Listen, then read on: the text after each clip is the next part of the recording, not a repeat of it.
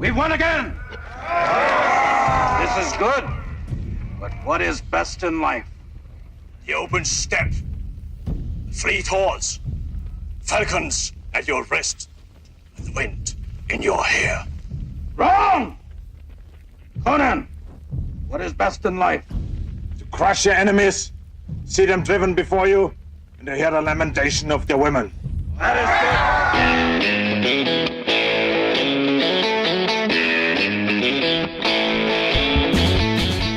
Hello and welcome once again to the Cine-Files, where each week we enter the world of a great film, we explore its themes, the history, the filmmaking, and the influence it has on us today. My name is Steve Morris. I'm a filmmaker and directing instructor on Los Angeles, California. Hey everyone, my name is John Roca. I'm a voiceover artist, occasional actor, and host of numerous shows here. And writer now, all of a sudden. Yeah. So there you go. And today we are welcoming a guest that we talked about having on to do this movie. Yes. Pretty much from the very beginning. Yeah. Wow. We are very happy to welcome to the Cine-Files Dan Panosian, the Urban Barbarian, to talk about Conan the Barbarian. Crazy. Dan is a well-known comic book artist, started with Marvel as an inker, inked all of the biggest books you can think of, all the X books, went on to Image, where he worked on Prophet, as well as he was doing books that literally are selling millions of comic books a month, went into video games, worked on Duke Nukem. He worked on a video game that became Kung Fu Panda, pretty much designed all the Kung Fu Panda characters, came back into comics, did a great graphic novel called John Tiffany, and right now you've got a new comic book out called Slots. Mm-hmm. And I'm writing and drawing it. Drawing, inking. Kirkman's label at Image Comics, Skybound. Robert Kirkman from Walking Dead fame, for those of you who So know Dan, I call him Robbie. No, I don't. I don't think I've heard anyone call him Robbie. Be rich. So welcome to the Cine-Files. We're very, Thanks for very having bad. me. You think it's good to have you. Yeah, I'll try not to talk over you guys like I just did twice. No, This is going to be a great show. Look, this podcast is going to go. We got Dan, the Urban Barbarian, on the show. It's going to go where it's going to go. And Steve is right. Steve's right. Like I don't know what episode this is going to be in the 50s or 60s, but like Steve, one of the first things we were considering people to bring on, you were absolutely at the top of the list for Conan, and we were considering movies. You were absolutely the first. I really appreciate only one that. I want to walk with you. So when the fact that we finally lined this up is incredibly awesome. Oh, that's awesome. Yeah. Thanks, you guys. Thanks for having me. So I have a question. So we've known each other for Over 25 years. 25 years, something Yeah. like that. And there are four. I was thinking about this. There are four things I always associate with you, and I was wondering. I don't know which one came first or how they all interact, but those four things are obviously drawing comics, True. Conan, weightlifting and bodybuilding, and Arnold. Yeah, those all kind of connected there.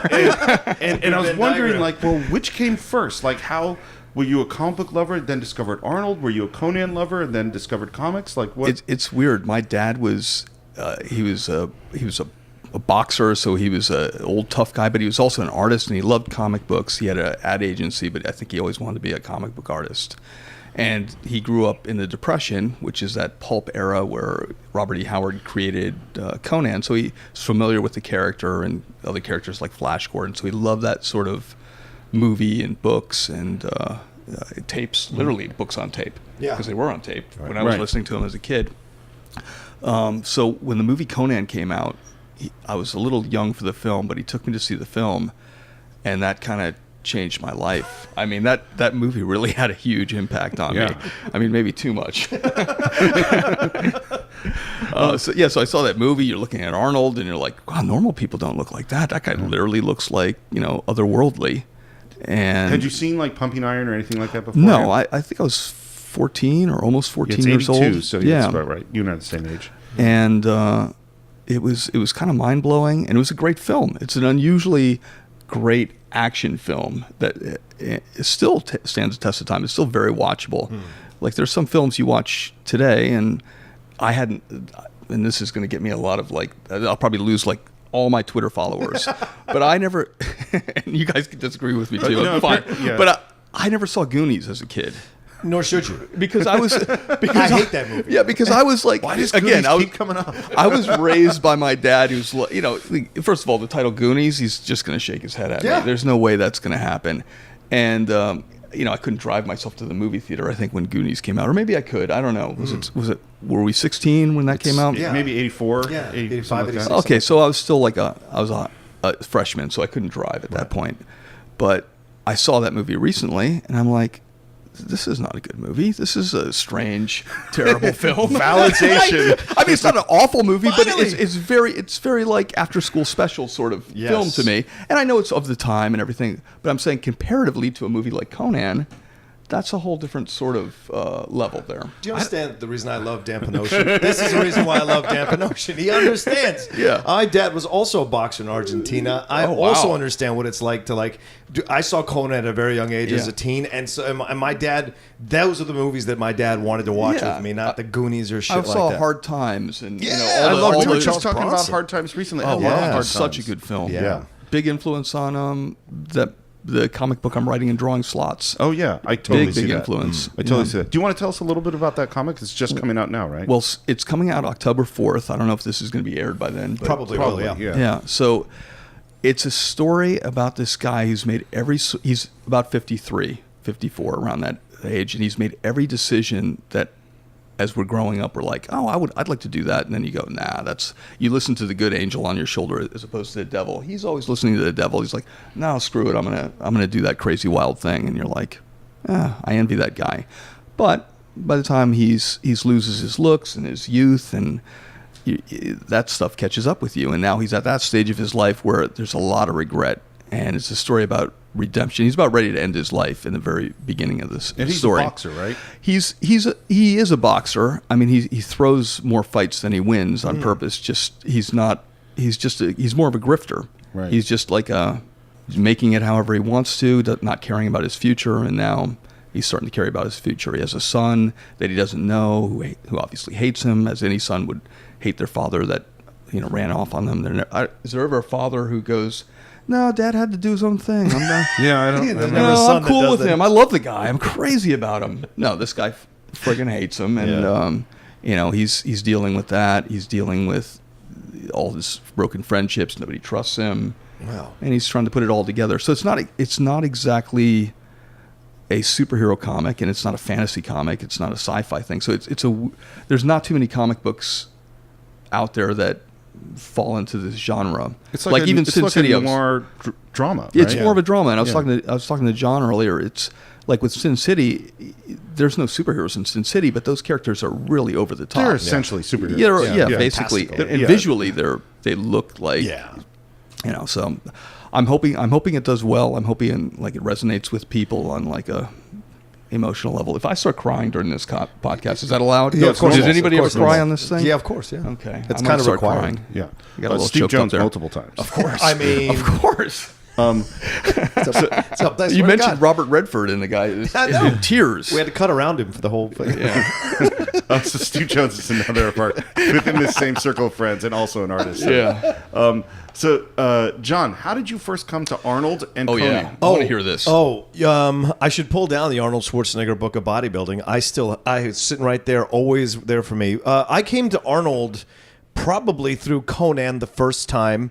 I remember seeing it. I don't know what channel it was showing on, but I remember back in the old days, you could record movies onto beta, or onto VHS and beta, like off the TV. So I remember seeing it when I was 15, 16 years old. It was on some TV channel, and I lost my mind. It was one of these films that spoke to me in so many ways because of the warrior aspect of it all, and also it had a nobility to it, and you didn't think this guy who was the size of a mountain could act or make you feel empathy or connect. You thought it was going to be another cheesy film, but John MIlius elevated this film to an almost epic level. I almost felt like rewatching it for this podcast, even though it's only 2 hours and 10 minutes. For an epic, it still feels like it's epic, and so it always affected. So it was one of these films that I constantly rewatched over and over again as a kid, and then I fell in love with Arnold Schwarzenegger just seeing him, and then I would go back and watch Pumping Iron.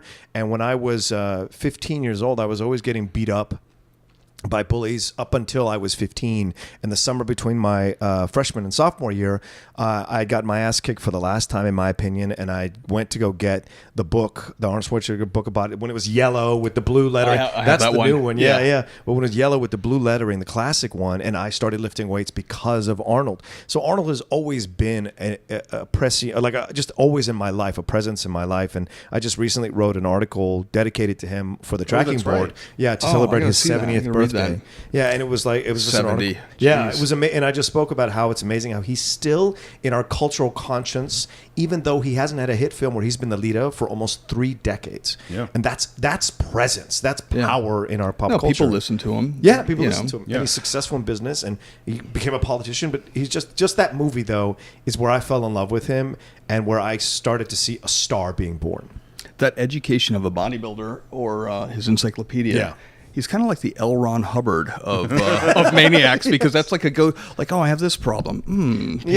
Turn to page 67 of his book, and he's not only telling you how to work out, he's telling you how to live. Yeah, I mean, life the guy's, lessons. Yeah. He's like, oh, there's a little anecdote from my past that you might enjoy. Well, Where Arnold has an I lifted opinion. a tree over the weekend with my buddies and drank mead. Arnold has an opinion about everything. I mean, that's one Yeah. thing. Is like, this is not a guy who's wanting for confidence. No, he has no lack of confidence. No. that guy. And did you start lifting right after seeing Conan, or were you already? I wasn't lifting? allowed to, because you know how tall I am. I'm a giant. Yeah. At 5'10". huge. So no, my dad was he was a little taller than me, but he was like, I don't want this kid lifting weights because it'll stunt your growth, and so he wouldn't let me lift weights. But I secretly was lifting weights at about like age 17. Oh, So it was that late. wow. Yeah, I just assumed you were No, I was younger. like John. I was. My mouth got me into a lot of trouble growing up, and I started. Shocking. Wait, I didn't say that's why I was getting beat up. Well, John, I think we could connect the dots a little bit. I was not like I am now. You weren't a smart aleck. Not at all. No? Oh my god, All right. I was a fat, scared kid all the time. Oh. I got beat up all the time, not for Really? my Oh. mouth. It was just for being being fat or being like ugly or being Latino. Like that What are these things? all the time. Who's this guy? That's not John. Yeah, no, trust me, you wouldn't recognize me if you knew me when I was 12 or 13. I was such a wuss. I wasn't getting picked on, but I did get picked on a little bit as a little kid. And then a similar situation like John, I got my ass kicked, I think, in the 6th grade. And I was like, that's it. And it was a long story with my dad with that. Not, as you can imagine, not happy about that. So I was like, this is never going to happen again. My dad wouldn't speak to me for like a month. Wow. After that. So I was like, wow, there's some consequences here. But fast forward, kind of a cocky jerk in high school. And I was not really starting fights with older kids, but people would show up in my high school with beards and, waiting for me after school to kick my ass. Wow. So I was like, I got to do something here. I got to build myself. I could box because I grew up boxing, but I was 135 pounds at age 17, 18 years old. I was a skinny little kid, and so I wisely bought rings for every single finger. I still have this ring, looks like a brass knuckle, and I'm like, if I can just get one shot in, I'm ripping their face off. Like, no one's touching me, and I'm gonna get angry. I'm just getting a little riled up here, Steve. I hope you don't mind. No, that's why that's it. Look, you're the Urban Barbarian. Well, and this is, it's like, 'cause I knew that you were 135 pounds. Yeah. But when I met you, which I think was like 91, I was probably at 185. and just ripped. Yeah. I mean, you were a serious. I was really into weightlifter. it. Yeah. Yeah. I mean, it was all I wanted to from seeing this film. I just wanted to be Schwarzenegger or Stallone, or I thought to myself, Stallone's probably a little bit more achievable, but but the ideal was I'd like to look like Stallone but have arms like Schwarzenegger, you know. It's so fun. I mean, he's so influential. I remember for me, like, I had, as I said before, we had like Showtime when I was a kid, and 1980 or whatever, I started to see this trailer for Pumping Iron, and I just remembered for the trailer just having like this visceral reaction because having grown up, my whole childhood reading comic books, the assumption was that humans could never be like that. Yeah. And then you see Arnold in that era, who was beyond what any comic book looked like at that time. And it just, in the same way that Bruce Lee gave me this visceral reaction, it's just these amazing physical specimens. And I don't think I saw Conan in the theaters because I was probably too young. Yeah, you probably. But I saw it a lot. Once it came on like Showtime or whatever, for a long time, and I had never read a Conan comic or read a Conan book, but then strangely my second professional writing job was writing Conan, which I with a buddy wrote this Marvel comics. epic series for Marvel that never came out. Among a long list of comics I wrote that never came out. But you got to work with Roy Thomas. I got to work who with is Roy Thomas. considered the Conan writer Yep. of. Wow. I mean, he's really the definitive Conan writer for Marvel Comics. Yeah, he wrote for 30 years probably. Easily, if not more. And then what I had completely forgotten is that you and He's I still were writing Conan. The last Conan story I did. I did a Conan Red Zone miniseries with Gail Simone and Jim Zuck, but the one before that was Roy Thomas's supposed last Conan story, and I just did 2 issues of a 12-issue series. Wow. But that's like saying like someone's last professional fight, like Right. Mayweather retires after this. Like Mayweather will never fight again, but Roy Thomas will probably write another Because Conan. when I wrote my Conan story, which was 94, maybe, he was retiring. That's why I was doing it. Oh, really? Wow. See, there you go. I Brett don't think the Favre guy's of comic retiring books. just yet. Yeah, yeah. And what I totally forgotten, by the way, which is that you and I were going to do a Conan story, which never happened. True. Yeah, which I found recently, and I read it, and it was fun. Oh yeah. Oh, I remember that now. Yeah. I think my one request was it had to have Bayleet. Yep. Yeah. Yep. Which I named my motorcycle after. I have a personalized motorcycle plate. I called my motorcycle Bayleet. Which all black. Which Conan? Did we see? I mean, like. We have the right guest to talk about Conan. So let's get in the movie. The movie. Wait. How did you get into Conan? When did you see Conan? You just talked about Pumping Iron. No, I didn't. I said I did. He said he watched that alongside. No, I did. Oh. You watched alongside Pumping Iron on HBO? No. I said after it came. I didn't see it in the movie. I did say it. Yeah. Well, when did you see it? I saw it. I say it again. I didn't Just see say it again. I will say it again. Okay. Maybe he won't. It's getting very confrontational. Yes, I think the just say it again. testosterone Just level- answer A lot of question. testosterone. We start talking about Conan. I think I'm the only one carrying a blade. I got weights right behind you. I'm starting I'm lifting while we ready. do this. So, the Urban Barbarian just pulled out a knife. There it is. Yeah. We are It's going cold- next level. It's Cold Steel. So, Literally, that's a brand, though. oh, okay. Yeah. So I didn't see it in the movie theater. I think I was too young. But I did when it came on Showtime. I watched it over and over again in that era as a kid. Now I remember that. Okay, so this is what I'm trying to ask you.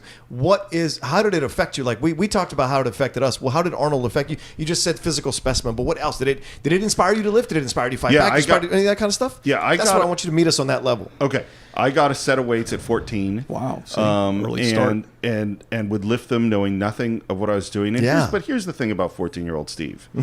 I had no discipline. So I lifted a little bit and I went, this is hard. And I did it, for like probably a year, but not hard. Like I didn't understand. I really didn't get physical discipline until I was like 18. You needed to read the book, clearly. I did not read the book. That's the problem. Yeah. The book is, Well, everything's in there. All secrets revealed. Yeah, it wasn't until I started doing martial arts when I was 18 that I became this is when you push beyond your endurance over and over and over again. I was on a football team briefly when I was like 14 and the coach was an asshole and our team was terrible and I got in a play and I went, I'm going to go do theater. So I was, I just didn't have that gear. That had to evolve in me much later. Okay. How the movie came about is it starts with Edward Pressman, the producer, who sees Pumping Iron and loves Conan and goes, I have to make this happen. And it goes through a lot of different versions, including Oliver Stone writing the script. And you're a big fan of Oliver Stone, right? I am a mixed fan of Oliver Stone. Ooh, interesting. Well, I mean, I knew like, that. I knew of that the- about Steve, though. You did? Yeah. Of Just the trying to later push my stuff? buttons. The Yeah. later stuff? Well, this is not the Oliver Stone podcast. Yeah, Dan. Dan, stay on point. Sorry. But he has a big part of the Conan beginning. Absolutely. Absolutely. And he writes a script, and there's even talk of him directing it for a while. And but this he is was very young Oliver Stone. Yeah. And they go out to Dino De Laurentiis, who becomes a producer. Dino De Laurentiis is a well-known producer of many films of many kinds. Yes. Varying degrees of quality. Varying degrees of quality. Yeah, I was thinking about that this morning. And John MIlius had been at sort of his peak after Apocalypse Now, which had come out in '78, and he goes on to make a movie which now just went out of my brain. That was a complete disaster. And so he was sort of desperate. And so when Dino De Laurentiis said, "Hey, do you want to do Conan?" He's like, "Well, I'm not going to ever work again, so I guess so." And and Milius, I think he and Arnold, these are the key people that make this movie what it is. Because if you don't have Milius, I think it's just going to be a trashy. It's going to be, and I hate to say this, Conan the Destroyer. Yeah. Oh, God. Yeah. Which isn't, Which I don't think I've seen since the mid '80s. I've seen it maybe 4 times. Yeah. Well, he did 1941. Is that what you're talking about? He did? Milius? He did the story for 1941. Oh, No, okay. no. It's there's another movie that he directed. Oh, It's directed. Spielberg. Oh. Okay. Spielberg's 1942. No, no. Spielberg. Oh, Spielberg's 41. It's 41. He might have produced it. I Well, don't think he directed there's it. Big Wednesday, the Surfer. Big Wednesday. Yeah. Big But he Wednesday's loved the that movie. Yeah. That was his big, important film that he was making, Yeah. and it Yeah. was a total bomb. Wow. Yeah. But it's now revered as a kind of cult a classic cult- for surfers. Yeah. Right. And Milius is this guy. We talked about him a lot in Apocalypse Now. You could have like 2 podcasts about this guy. I Yeah. mean, he's Yeah. He is, and there's a great documentary on him. Yes. That I Oh. highly recommend you watch. yeah. Needless to say, he is a Hollywood dark horse. He is a conservative, gun-toting, ultra macho, somewhat crazed genius. Somewhat? Yeah. Okay, a crazy The guy's genius. crazed, but in the best possible way. I've always seen him as a descendant of John Ford. I've always felt It's his favorite director. Yeah, he's That makes very sense. much the Yeah. sunglasses, the cigar, or whatever he's always Yeah. smoking. Yeah. Just the look of the aura of like he's got White this kind Hunter, of strength. Blackheart. Yeah, He's kind that of guy. thing. Definitely, Yeah. please. All I right. was going to say, I wanted to say about the Oliver Stone thing. What's interesting about his script or his version of it, equally, he took the material very, very seriously. Whereas a lot of people would go, it's like some of the first Batman movies where you're just Right. like, oh, let's kind of camp this up, or let's make this silly, or this is not real material. It's fantasy and it's a storybook. Both these guys took the material extremely seriously, Yeah. and I don't think the material was taken as seriously in the second movie. They were like, "Oh, there's some funny moments. Let's make more funny moments." Yeah. And it's not about that. Like life happens, and sometimes it's funny despite the gravity of the situation. And both these guys really, brought something to it. So I'm it so set the glad- tone. I think it's such a great point because the way that comic books had been handled up until the last 10 or 15 years was this is kid stuff, and kid Yeah. stuff is stupid, and therefore we should make And then stupid guys movies. like Neil Adams with Archie Goodwin and Frank Miller, and obviously Alan Moore. All these guys came up around the same time and started taking the material and giving Saying, it "No, some this could real be grandeur serious." to it. Yeah. Yeah. Should we talk about the movie? Yes. Yeah. Please.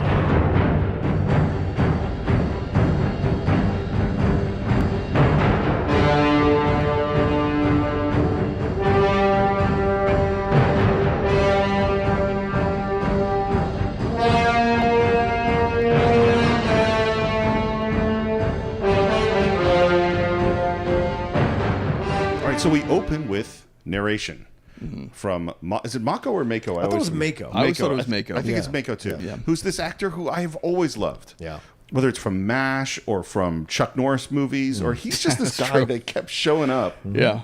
He's in a Jackie Chan film. What a voice. He's got this great voice and this great personality, theater actor. And apparently, according to MIlius, they wanted Arnold to do that narration. Oh God. Well, I don't know about that. That wouldn't have. I agree. That was Yeah. not a good idea. Because what's great about him is mysterious. He's mysterious. And It's a voice where you can't necessarily tell, What it is. Yeah. the dialect origin or anything. You're like, okay, Yeah. obviously this. Yeah, and it would, if it was Arnold doing it, then he would be talking in the first person about himself. And that's a bad idea. We go into seeing the forging of the sword. We see young Conan. We see his mom, and then we end up on the Riddle of the Steel. The secret of steel has always carried with it a mystery. You must learn its riddle, Conan. You must learn its discipline. For no one in this world can you trust. Not men, not women, not beasts. This you can trust. What I didn't know is that he was a famous bodybuilder. That's William Smith. Yeah, and I met William Smith. And Oh, the yeah? guy's a serious badass. Yeah, I'm sure. Even as an old man, he's an intimidating big guy. He's in tons of biker movies. I mean, he was Falcon Eddie in Rich Man Poor Man. He played he played like a bad guy, kind of a boxer in that thing too. And or I don't know if he was the boxer. I think God, what's his name? Was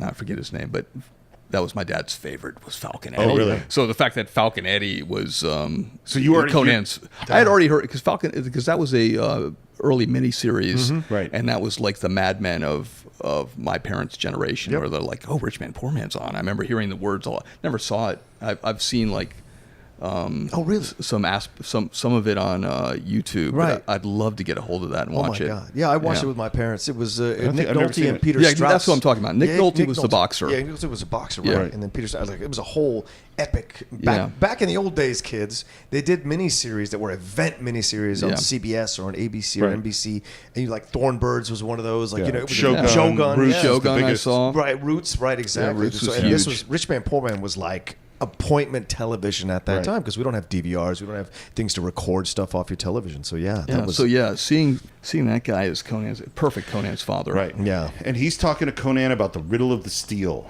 and that in the end, this is the only thing you can trust. Yeah. Steel. And we see Conan's village, and they're off in the snow. And His then attractive mother. she is really attractive. Yeah. incredibly beautiful. Yeah. And we hear the rise of this music, and here come the bad Franco guys. Colombo. Yeah, Franco Colombo. Again, I didn't know that was Franco Colombo. Yeah, from Pumping Iron. That's his best Yeah. friend and Yeah. chiropractor. I didn't. He's a Yeah, chiropractor. he's a chiropractor in Venice Beach. Yeah. That seems He may. terrifying. I don't know if he's retired or not. I doubt it. But I don't want someone with muscles that big to twist my neck. He's a chiropractor. Yeah, he's a chiropractor. I will There's- absolutely get an appointment with him if he's still doing it. Yeah, he's still doing it. Holy I'm crap. sure. He recently, Arnold and Franco recently revisited Gold's and I went saw through that. a I workout. saw it. Oh, so and great. they're still bantering back and forth, Giving each other shit. and they're still kicking ass. Yeah. So- absolutely. Old friends are old friends, man. I don't know about you. Why was there not more Franco Colombo in this movie? I think. Who knows? I mean, he was. He's on he just screen- made he just made one cameo in that. I think he's made a cameo in a few Schwarzenegger films. He's on screen for like 30 seconds tops. He's and the picked warrior who's searching out the thing beforehand. Oh, the one where who's running through the he's woods running half first naked? before Yeah. before everybody that's comes, Franco. and then he gives them the signal, and then everybody descends on the Right, village. Because I think he's so much more interesting than the two big bad guys. Who were also like The big bodybuilders. Yeah. Yeah. Yeah, But we're the- going to get to them. Yeah, Great and- haircuts. Yeah. Tremendous haircuts. amazing hair. And these bad guys charge into the village and they just wipe them out. Dad's doing pretty well. Sure, fighting. as well as can be expected. Yeah. He's a blacksmith. Yeah, And then he gets killed by dogs, by armored Rottweilers, which is yeah. terrifying. That's a bad way to go Well, out. an axe to the back kind Yeah. of makes it Yeah. hard for you to fight off Rottweilers. That's Yeah. a fair point. And then That's a fair point. they finish up what's left. Yeah, Conan, really. Conan kind of did it. yeah, it's terrible to watch. really I forgot how graphic the death Yeah. of his parents It's are. a really violent sequence and really brutal. One thing I was thinking about during this attack of the village is I wonder if Excalibur had something to do with this movie getting produced. I was actually thinking the same thing as I was watching it, that this is like a sister movie or a brother movie Yeah. to Excalibur. The vibe is very similar, that they take these old stories, but they approach them in a very respectful way, but not in a need to spoon feed you anything. And they I think that's cast less brilliant. sissies in the roles, and less sissies. Let's be honest. In Conan than Excalibur? Yeah, obviously, I think, yes, if we put the cast of Conan to Next to the fight the cast cast of Excalibur, except for Liam Neeson, you know, right. who could certainly handle it, you know. But yeah, sorry. my mind's blown a little bit right now. Man said something there. Yeah. And then we're left with Conan and Mom's got the sword, and in comes Thulsa Doom. Imposing figure, hauntingly so. James Earl Jones, in his, I would say, his second great evil bad guy of the early '80s, after Darth Vader. Sure, Thulsa Doom, and it's funny. Milius wanted him to be sort of a different species, which is why he has the blue eyes and the straight hair, dark skin, Yeah. obviously. And here's the great thing about this movie, is that James Earl Jones is not phoning this in. Nope.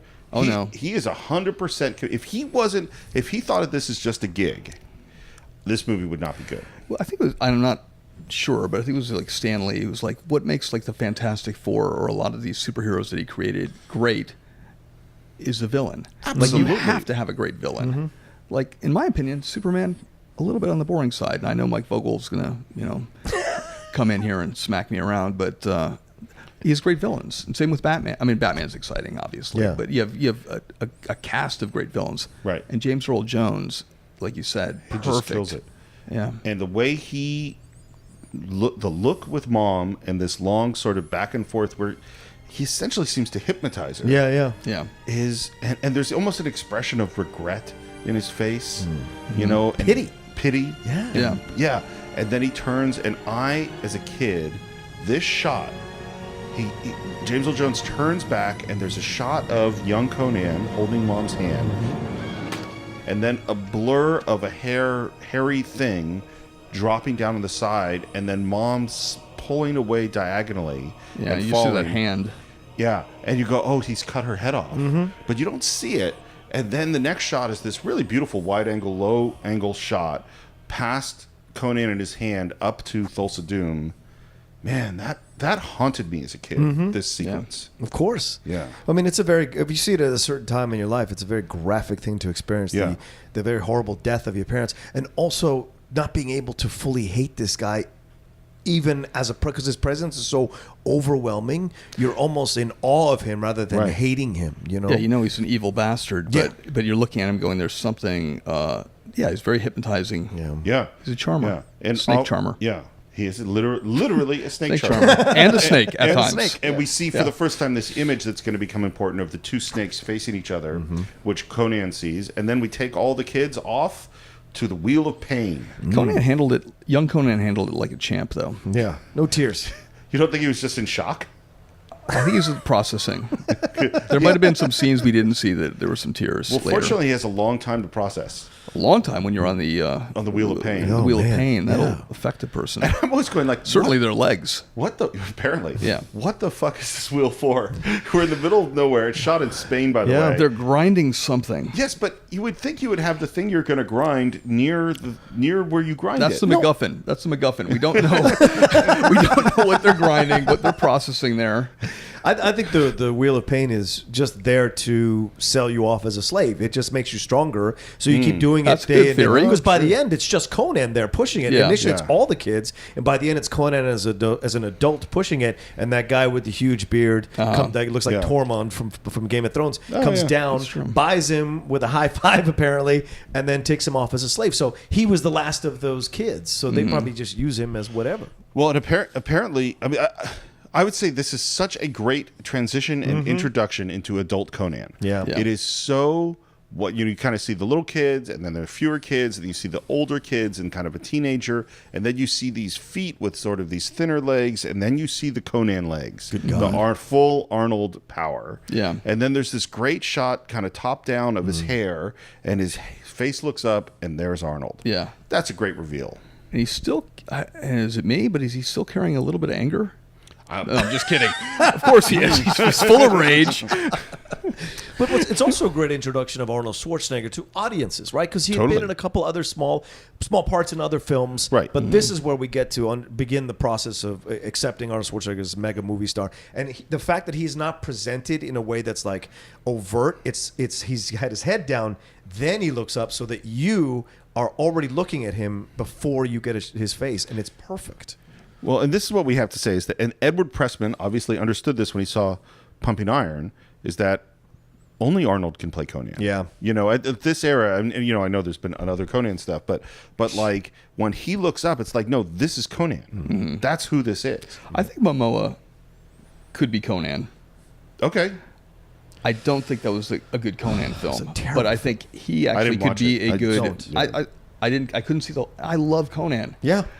I saw the first maybe 35 minutes of that film. The first part of that film, it's okay. Yeah. It's not bad. Like you have young Conan, and then you have him, and then they immediately go to Campy.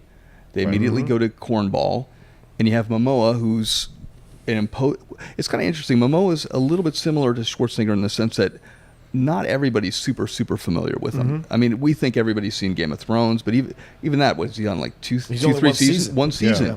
So you want to see more of that guy, and he's super charming, like Aquaman. He's already what more people are interested for Justice League. They want to see Momoa as Aquaman. He's the most interesting so far. I mean, the movie hasn't come out yet, and he does have the look. He has that intensity to him. So I think he could be a good Conan, but I think what Arnold Schwarzenegger had then was like, here's this mysterious person that no one's ever seen anything like him before. Right. And now no one's ever seen this larger-than-life character Conan. Well, and the thing about Arnold, and we'll talk about this throughout, is that there are obvious reasons why it doesn't make sense for him to be a movie star. particularly at that time, you know, and that all of Hollywood, or a lot of Hollywood, was resistant to it. Like, well, he speaks with this strange accent. He's way bigger and more muscular to the level that no one had ever seen. And like, well, that's not what movie stars are, particularly after the 70s, where movie stars were Dustin Hoffman and Robert De Niro and Al Pacino. And they weren't, Arnold is like nothing like what we think a movie star will be. And you see it in, I rewatched Pumping Iron maybe a year ago, and man, you see it in that, there is this charisma with Arnold that is unlike anybody else in film that I can think of. Yeah. He's just, his Arnoldness is And fully Arnold. when he's at his best, it translates on film. Like in Predator, I think it was those are the two top Arnold films, Conan and Predator. And again, he had a great director in Predator, and they brought out the very best in him. And I think he really felt suited to that role. Right. It's perfect for him. He was almost being a little bit of himself. Well, and this is the thing, like you brought up, you know, the new Conan is like, most of the time for me, it's the film, not the actor. You know, is that, as you say, when Arnold has a good director, because with James Cameron, it's the same thing. Oh yeah, that's You true. know? I forget Terminator. He's great. Of course. Someone who knows how to use him. But you put him with, and with Ivan Reitman too. Yeah. Someone who understands how to use them and how to make a good film, he'll come off well. You put him with other people, it's not going to be so good. Right. Okay. At the end of this montage on the Wheel of Pain, we see huge Arnold, and I have to say, apparently pushing a wheel in the same direction for 15 years gives you a lot of definition all over your body. Yeah, and a great suntan. Hell of a suntan. Yeah. Yeah, he looks good. And one thing, when they built the Wheel of Pain, they built it so well that it was super easy to push. Oh, that so sucks. they had to have so in order to have Arnold look like he was pushing something, there were 5 crew members on the other side Pushing against him? That makes sense. to give him a challenge. Yeah. That's brilliant. That makes sense. Brilliant. So this guy comes along, as you mentioned, and we're going to buy Arnold, and we don't tell, Conan doesn't get informed of what's going to happen when he gets into this pit. No, and as you're watching the movie, you feel that same thing. You're like, wait a minute, what are they doing with me? Yeah. You know, or him. You know, like you feel his, like, oh God, now what? They're throwing him in a cage? Yeah. I would think that if I purchased a slave to be a pit fighter, that I would, before I put him into the pit, say, you're going to have to fight somebody. Yeah. No, he's just a spectacle. dumps we him have in. this monster, and we're going to throw him in. It's like, you know, oh, we have 6 dogs, and we're going to put these 6 dogs in with a bear. And we're going to watch these dogs tear apart this bear. It's not going to be pretty, but it's going to be a beautiful spectacle. I always thought they did it that way because, you know, if you're buying a pit fighter, you want to know what kind of heart this pit fighter has. Right. And he does, you know, get his butt kicked at the beginning, which I think is brilliant at the beginning of it. And then he just figures it out. It isn't some kind of like really incredible move. He isn't some kind of martial artist all of a sudden. He just grabs the hand, pull it around, No, it's smashes very it till raw. he breaks the arm, Yeah. throws the head into the wall, and then does this incredible uppercut. Yeah. It would have taken my head off Yeah. and finished the guy off. And it's immediately puts you into this whole thing of like, okay, so this is going to be this kind of vibe, this kind of film. It's going to be this kind of Right. vibe. Yeah. I have a cage story. You do. A horrible cage Whoa. story. Where you get thrown into a Please thing. share it with the cinephile This is going to be a audience. 3-hour episode. Yeah. So when I was a little kid, my dad. Wait a minute. Yeah, I think I told you this story before. You've heard No, it. I know the story. So when I saw the cage thing with Conan, it all kind of came back to But me he's because I not was in a so cage, he's in a little. pit. He's in a pit. Yeah, right. But he's thrown in there with a person who wants to take his head off. Who shaved his teeth down, Yeah. apparently. Yeah. So my sister was being born. My dad, who's, you know, is a great dad, but back then dads weren't like these loving, you know, homemakers. So he's been watching me for like a week while my mom's in the hospital. How old were you again? I think it was 3, my son's age right now, which is terrifying. So he goes, I'll take my son to Cole's Farm in Cleveland, Ohio. And it's not in Cleveland, like, you know, smog and buildings. It's a little bit outside of Cleveland. And it's a working farm, but they have a petting zoo. So they have all these different little stations where you can go and look at the animals. And It's nice. I take it's my a kid to a wonderful petting little zoo. place. Sure. And we used to go there all the time as a kid. We go by this turkey pen, and as a 3-year-old, a turkey is about the size of an ostrich to you and I. Sure. And I've never seen anything like this, and they're ugly beasts. They And really I'm are. terrified by this thing. And loud. Yeah, I'm like, oh my God, this is a hideous And this is monster. like a wild turkey. It's a farm turkey. I don't think I was terribly wild. Do turkeys lay eggs? Does the farmer have turkey eggs for sale? I don't. The turkeys do lay eggs, yes. They probably don't. I've never had a turkey egg. I've never had turkey. We egg. digress a little bit. Yeah. Anyhow, so my father notices I'm afraid of this turkey, And he notices that he breaks off a branch from a tree. Oh shit! Hands it to me, places me in the cage with a turkey. What? And I'm 3 years old, mind you, or 3.5. And he says, every time that turkey comes at you, you hit him with a stick. And I'm like processing this. I'm like, what the? Am I in this cage with this monster now? This is amazing. It was a horrible moment. So the turkey is not used to this either.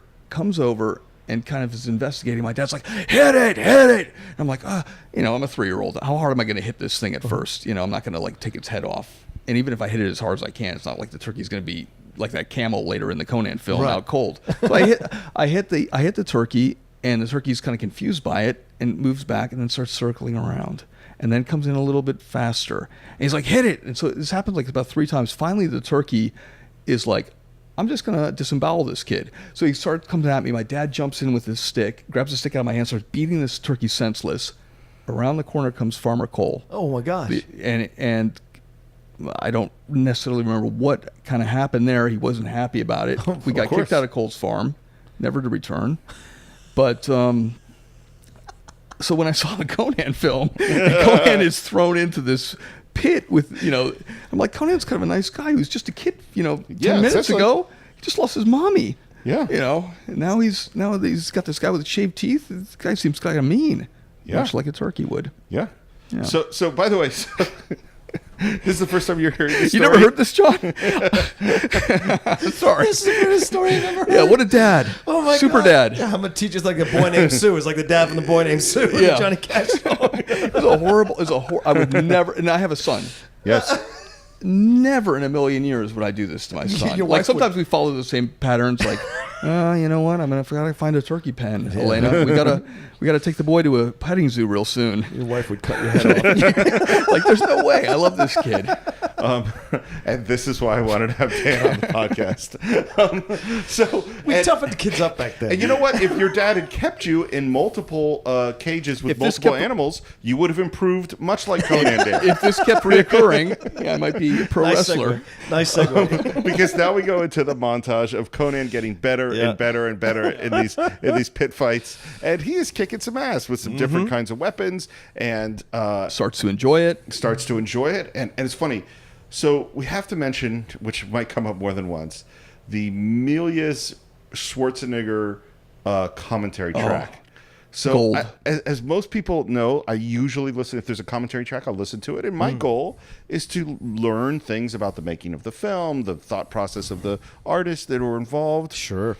There's almost nothing in this. The commentary. They know a great deal about some of the female actresses that portrayed some of these characters. It's You do get uncomfortable. backstory on that. It's 2 guys who sound pretty high.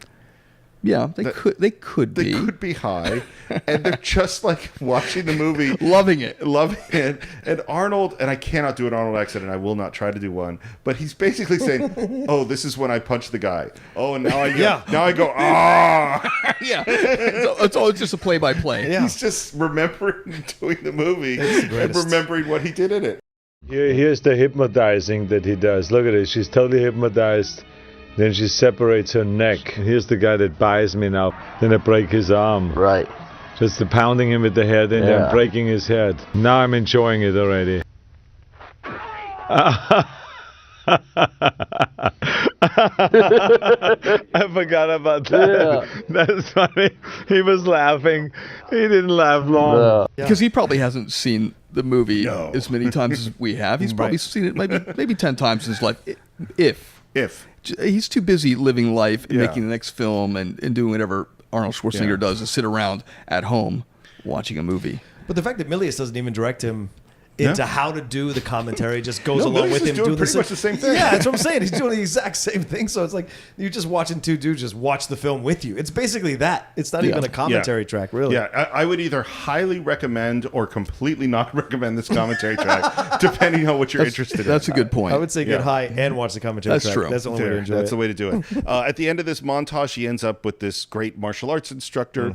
And I do like one of the things MIlius does is he uses kind of iconography from different cultures. So there's some Viking stuff, there's some Asian stuff, there's some African stuff, and he's kind of putting it all together in this sort of prehistorical Conan world, which I really like a lot. So we see Conan training. We see him with a sword practicing. Arnold moves really pretty well. Yeah. Yeah. I mean, he's not like a great martial artist, but he can move. He took some ballet classes. Sure. He knows how to move. It's in Pumpkin Iron. Doesn't he take ballet in Pumpkin Iron? Which is a great scene. They bring him a woman. Of course. And spoils of victory. Yeah. This is a classic sort of save the cat moment where they kind of strip her naked and put her in, and she's afraid, and he wraps her in a cloak. He's a gentle lover. Very gentle. Apparently, that actress was genuinely frightened in this scene. This is one of the few tidbits I got from the commentary yeah, of course. track. She's a massive man. Yeah, well, and she didn't, because I don't think she spoke a lot of English, and Arnold chose not to talk to her and glower at her while like lifting weights right before the scene. So she was scared when she walked into the space. Yeah.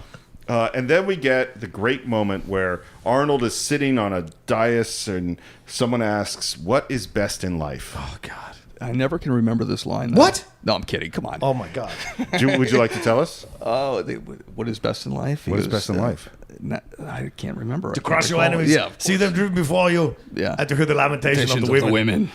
Yeah. This is one of Crush your enemy. And then everyone's nodding. Yes, that is what's best. Yeah. And the lamentation of the women. So this is... Wait, what does the other guy say first? There's a few... I forget. The first guy, well, the guy's... When the scene starts, the guy is like, I don't know if my children will ever understand me. well, that's true. Like, he's having this existential moment. Yeah, they're all drunk on mead, and then Conan's just sitting there like a champ. On top of the table. Yeah. Which is amazing. He's like a specimen. He's like the art piece that they brought. That's really what it is. And by the way... I should point out that this is actually from a Genghis Khan quote. Oh, it really? is? Yeah. It's probably the most famous. Oh, it's, wow. it's almost like I'll be back. Yeah, It's that famous Previous of a line. to like I'll be back in Hasta la Vista, baby, Yeah. or whatever. This is the big one. The Genghis Khan quote is, "The greatest happiness is to scatter your enemy, to drive him before you, to see his cities reduced to ashes, to see those who love him shrouded in tears, and to gather into your bosom his wives and daughters." My God, I think I found my new slogan for the Schmodown. Yeah. As the outlaw. Going to change completely. Especially, it's perfect for these times. You know, Yeah. this Oh, day and geez. age. Jeez, wow. Okay. Well, Sorry to bring you down Jesus, there, Dan. Steve. so finally, the our red bearded guy releases Conan, who immediately gets chased by wolves. And let me Love ask you something. Did Steve? Do you think he released him? Was he drunk? Was this a I moment? think he was drunk. Was this a moment of like sympathy or pity for Conan, or did he feel like this is this the kind of way they raised him back in the old days? Was like, when you're ready to become a man, I set you free so you can go, and I push you out there to survive in the wild. To prove. My feeling has always been the former, that it was he was drunk and he's come to love and care about this guy, and he says, no, I can't keep you a slave anymore. You have to go be free. That's always been my feeling. Okay. Conan he's kind of mixed feelings about it.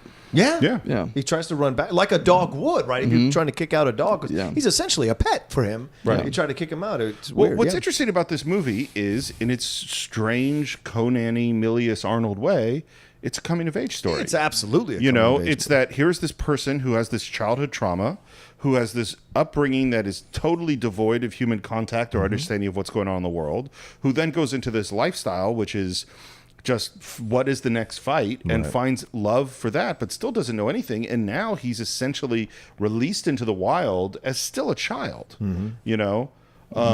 And we get this moment, which is, you know, a really obviously key moment. He climbs up this rock to escape the wolves, falls down into the thing where apparently he really did hurt himself. Yeah, you can hear it in the.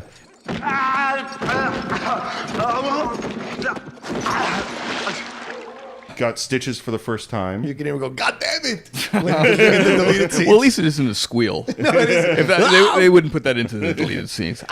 Yeah. His squeals in the pit are interesting. Yeah. I wrote a note on They're it. so good. The Arnold, we call that efforts. So you have to come in and record efforts. And it's a weird job where you have to like come in 6 months after you shoot a movie and go, you know, like just to match up with stuff. Yeah, it's a very, very strange thing to do. And Arnold's are just the best. Guttural. They're just, you know. They're just Arnold. Just wild. But what's nice about that, they aren't measured, obviously. Yeah. It's like, okay, this is when this guy's in the moment of battle, this is the raw shit that's coming out, you know? Yeah, so he's down in this cave and discovers this giant general skeleton king thing. Yeah. And he's got a sword.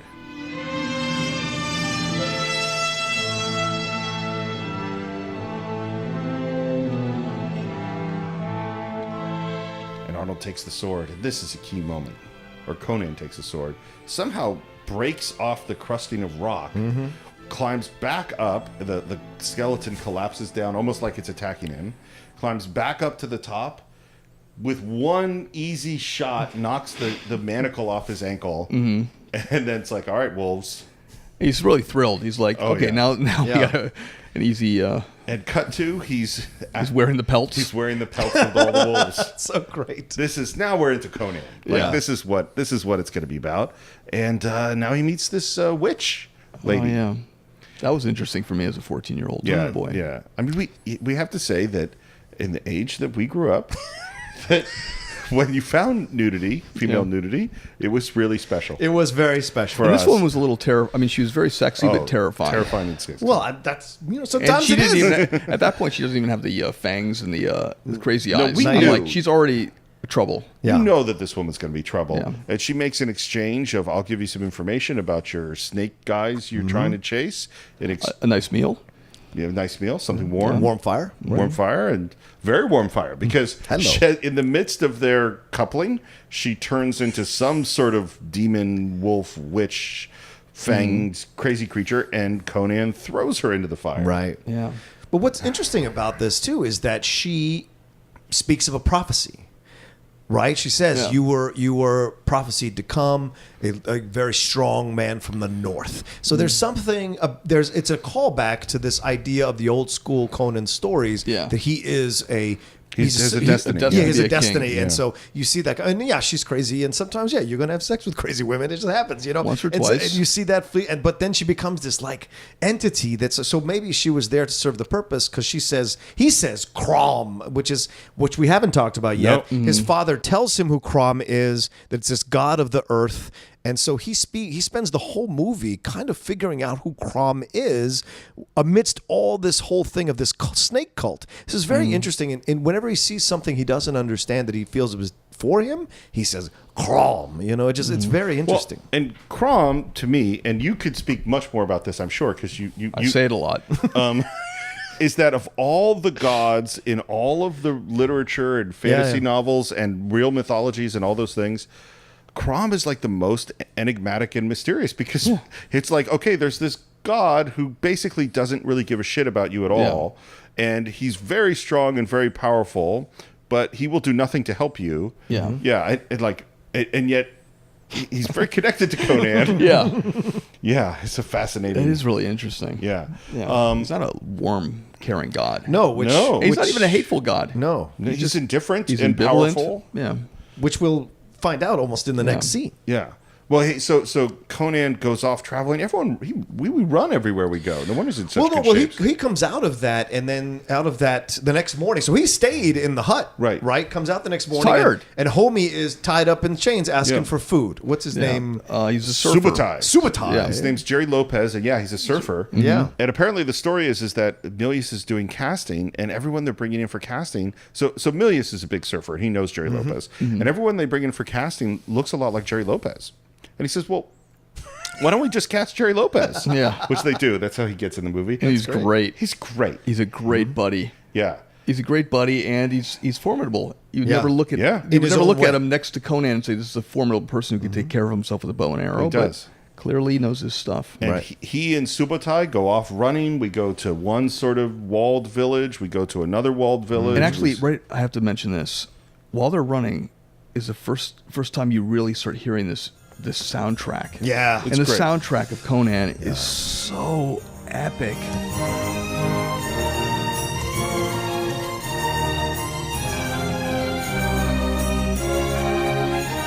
It's Basil Polidaris. Yeah. So I mean, then you hear this music and you go, "This is a rollicking tale." Like there's some real serious direction with the music and I think what MIlius does with with the editor with the music is he finds the moments of silence, which is really effective, and the moments to increase that kind of thing. Like, there's so many different elements to the score. The score we hear at the beginning of the movie only comes back sporadically through the rest of the movie, and there's other score that happens, but all of that lets you feel like it's kind of an epic movie. Yeah. Even the score is epic itself. Oh yeah. Well, and that again, was the first soundtrack I played in that car. Oh, really? Which is named Mitra, which is another, Conan. By Mitra's sacred girdle, I'll. ... You never hear what he'll do. No. But I named the car Mitra. Nice. And of course, the first thing that has to be played on stereo is the Conan soundtrack. It's a great soundtrack. And it goes to what we were saying before of that. This is not treated like light stuff. This is treated like, no, Conan is serious. We have serious music. We're taking time with our characters. They show up at another, kind of one sort of walled city to another one. They get high on some Black Lotus, whatever that is. Yeah. Sounds like good stuff, Conan punches out a camel. as one does. Right. Sure. Look, apparently they spit. He's drunk. Yeah, he's drunk. And now we see this tower, and that there's this snake cult there, and there's some Basically, that was jewels based on the Tower of the Elephant by Robert E. Howard. That was that thing where where that's he's like climbing up. early. That's an early story, Yeah. right? Yeah. And just as they're about to break into this tower, who do they run into? But Valeria. Yeah. The great Sandahl Bergman. Yeah. Who is essentially, I guess, the Red Sonja of this thing, and they're not doing Red Sonja, but She's great. Yeah. And what I had totally forgotten is that she's all that jazz. Yes. She is in the Era Erotica dance sequence. She's an unbelievable dancer. And Great legs. Great, yes. And she kills it in this movie. She's so fantastic good. in this film. And she moves great. Obviously, she's a dancer. They create a quick partnership. great intensity. Yeah, great intensity. They climb up this tower together. They go in. They don't have much of a plan. No. No, they're just going to steal. Conan's not they're so gonna much steal for planning. Shit. Yeah, and she kind of dresses up as one of the priestesses in the ceremony. We see one of our two big guys that are Thulsa Doom's henchmen, whose name is Bill. What's his name? Paxton. Ben Paxton. Davidson. Paxton. Bill Paxton. No, It's not, obviously. Ben Davidson. And there is a very big snake Yeah. that's asleep. That's an amazing work by them, by the way. Yeah. Whoever did especially if you're looking at those movies from that time period to see something that actually looks pretty real. Yeah. You know, even by today's standards. That's what's amazing about the film. There's no CGI, hardly any CGI in the film. No, there's no CGI. There is a little. I mean, there's you can't no call C- no. it computer generated. There's no Computer's CGI. not. Sorry, computer-generated Yeah. effects. Yeah. Yeah. There's the Is old. that, The only. when the witch goes like all that kind of. No, it's not CGI. No, that's real. Or When some of she's it's real. when he's looking out and it goes and it's outside the tent. That's. Are you talking about when they're reviving Conan later in the movie? No. I'm talking. Well, there's 'Cause that that's- too. The that's- little that's like demons that hand show animated. up. What is all that? That's all That's hand. hand animated. Okay, so they must be hand animated too, because when it's in the hut, yes, the things are the practical effects, Right. obviously. But when he looks out and she's still laughing as she goes away outside the hut, that I guess is probably the same thing as those spirits. That's a man dressed up in a black costume with a sparkler running, isn't it? Isn't that how they did that? I think. Look, I trust you. You're the Urban Barbarian. I'm sure the You've gotta commentator's know. like, that's Steve down with the sparklers going around. And the snake, but they have two snakes. They have a mechanical snake, and then they have a rubber snake. Yeah. Mechanical snake didn't really work, so it's almost all rubber snake with guys kind of behind, sort of Oh, moving really? it. It's really well done. It's really well done. Snake's asleep, and just they steal the jewels pretty easily. A drop of sweat hits the snake. Snake wakes Big up. mistake. Arnold's fighting the snake. Man, the people doing the ceremony upstairs really unaware that Well, there's a when giant you have snake. a beautiful naked woman who's about to kill herself in honor of Thulsa Doom, Yeah. you're more interested in like the last glimpses of this beautiful thing before it becomes. When you're doing the group meditation thing, Yeah, that's it's fair really, point. really tough. I mean, have you ever been in a yoga class? Yes, I have. Okay, then Same thing. exact same thing. So Valeria has to fight her way out. She has sort of the best move in this, which is tying the guy to the rope, cutting the rope, going Yeah. up the rope. That's awesome. That's a great move when you can achieve that. Yeah. If that's available to you at any point in time in your life, and you get to hang someone and escape at Yeah. the same time, very clever. I keep waiting for it. It hasn't come up. It might. I'm available to do Yeah. the stunt if it happens. And then we get to the "Do you want to live forever?" and she leads the jump off into the pool. And he's like, I don't know. Maybe not. I like you. I know I like you. I know I'm crazy about you already. Well, and speaking of which, Yeah. then we go into a really lovely, kind of lovey, sexy montage with the two of them, Which ends a little bit slapsticky. That's my only. Oh, when they're drunk? When he's drunk and his head goes into the porridge or whatever it is, as a slop. Well, that whole thing is really interesting because, yeah, she's a beautiful woman, but she's taking the lead in every situation, right? She's the one who goes, you idiots don't have she's any, been you don't around. even have rope. Conan's been going around a wheel Right, his whole life. right. So she's smarter, and she's got the rope. She's the one that jumps down first climbs down first through the ropes. She's the one that sends them downstairs while she figures out what's there, and then she's the one that jumps off the castle first. And then when they get there, Conan, when they have that moment of connection, because she's reaching for the large ruby, and he stops her hand and he gives it to her, and that's like his kind of emotionally stunted way of saying I like you. Yeah. And it's even primal that he doesn't understand how to say it. He just grabs the ruby and gives it to her as a way of saying I care about you, and she takes it, receives it, and that leads us into the sex scene, which is great. Well, it's a romance. It's a romance. That was beautiful, John. I don't fucking know. John, that was beautiful. Well, I'm just saying. Well, and this is what is really it. interesting about the movie is because it starts with saying Conan is basically going to become king. Yeah. Is that this coming of age story at this point in his life, he's not that smart. No. He doesn't understand how the world works. He doesn't in that. But what we're saying is that, and Valeria is way ahead of him in every way. Mm-hmm. But what we're saying is that he's going to become this person later on, which still makes me wish that we could do, my first Conan story was an old man Conan story. I would still write an old man Conan story for Arnold right now. Yeah. Well, I might know a little thing or two. Oh yeah. About that, but Yeah. I don't know if we could talk about it. Well, it's on IMDb in pre-production. did? Yeah. Oh, It says okay. King Conan in All right. pre-production. There on you go. IMDb. So I'm out. And he said 2 days ago that they're going to start shooting next year. Wow. That's awesome. Schwarzenegger Yeah. did, yeah. That's awesome. So, as you say, he passes out. Some guards come in. They grab him and they take him into the presence of the king, Max great von scene. Sydow. You know what you've done? Why, Rexar himself has come before me, threatened me, the king. What daring! What outrageousness! What insolence! What arrogance! I salute you. Another great actor. There you go. Fantastic Here you got actor. the cast of great actors. And much like James Earl Jones, he's not phoning it in. No. He goes full on. God, it's fantastic. He's great. Yeah, because these are the stories from their youths, right? They Right. They read That's a this good stuff. point. They were into this stuff. This was probably what got them into enjoying. No, it's a very believable media story, art. too. Yeah, absolutely. You know, his and you go, oh, I sympathize with this king. Mm-hmm. Like he's got all this gold, he has all these riches, but at the end, all he wants is the love of his daughter nice. And it's her great. safety. And here's- And his daughter is a maniac. and obviously. this is perfectly set at the time that it's set, 1981, 82 when this is written. 82 comes we're out, just yeah. coming out of the 60s and 70s where cults were huge, the flower movement, all of that. So this makes sense for an audience that's watching it at that they go, time. I can see And somebody in even a more cult. so now. We've seen And something numerous people cults. were probably scared of. Like, I don't want my daughter joining a Right, cult. right. It's something you could can happen. relate to, yeah.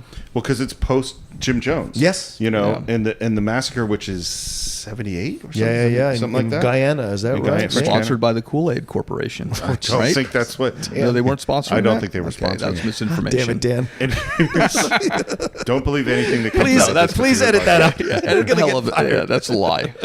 And something, this is just a tidbit for you, John, is that. Oh, yeah, you're dead.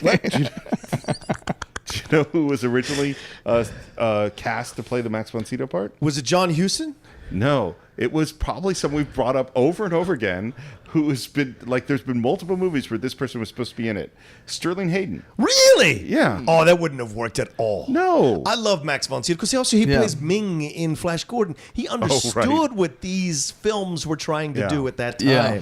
And so he's so great as the Ming king. the Merciless. I mean, when he's like pouring the, I have so much to take it all. Yeah. Just bring my Means daughter nothing. back to me. And by the way, that's a great gig for like the gig of you're going to come in for a day or two. Yeah. You're going to just steal the show and then you get to go home. Yep. That's a really good gig. And show up years later in Game of Thrones. Yes. Oh yeah. Yeah, man, that guy's amazing. And Star Wars. So he says, you got to go save my daughter, the princess, and I'll give you jewels and riches and anything you want. And now we have this conversation, and Valeria's not into it. No. No, I don't want to do it. Sounds dangerous. Sounds, yeah. I love danger, but I don't want to live forever necessarily. However, things are nice here.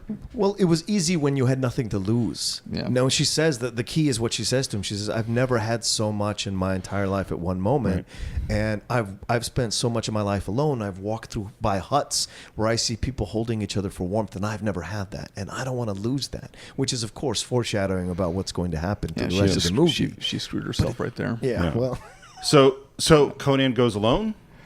I think he sees that symbol. yes. Remember, Yes. I think that's what really clinches Yeah. it for him. Yeah, It's in like the snake pit. Like Yeah. that's a great story, Grandpa. But guess what? I need that snake dude. Yeah. Right.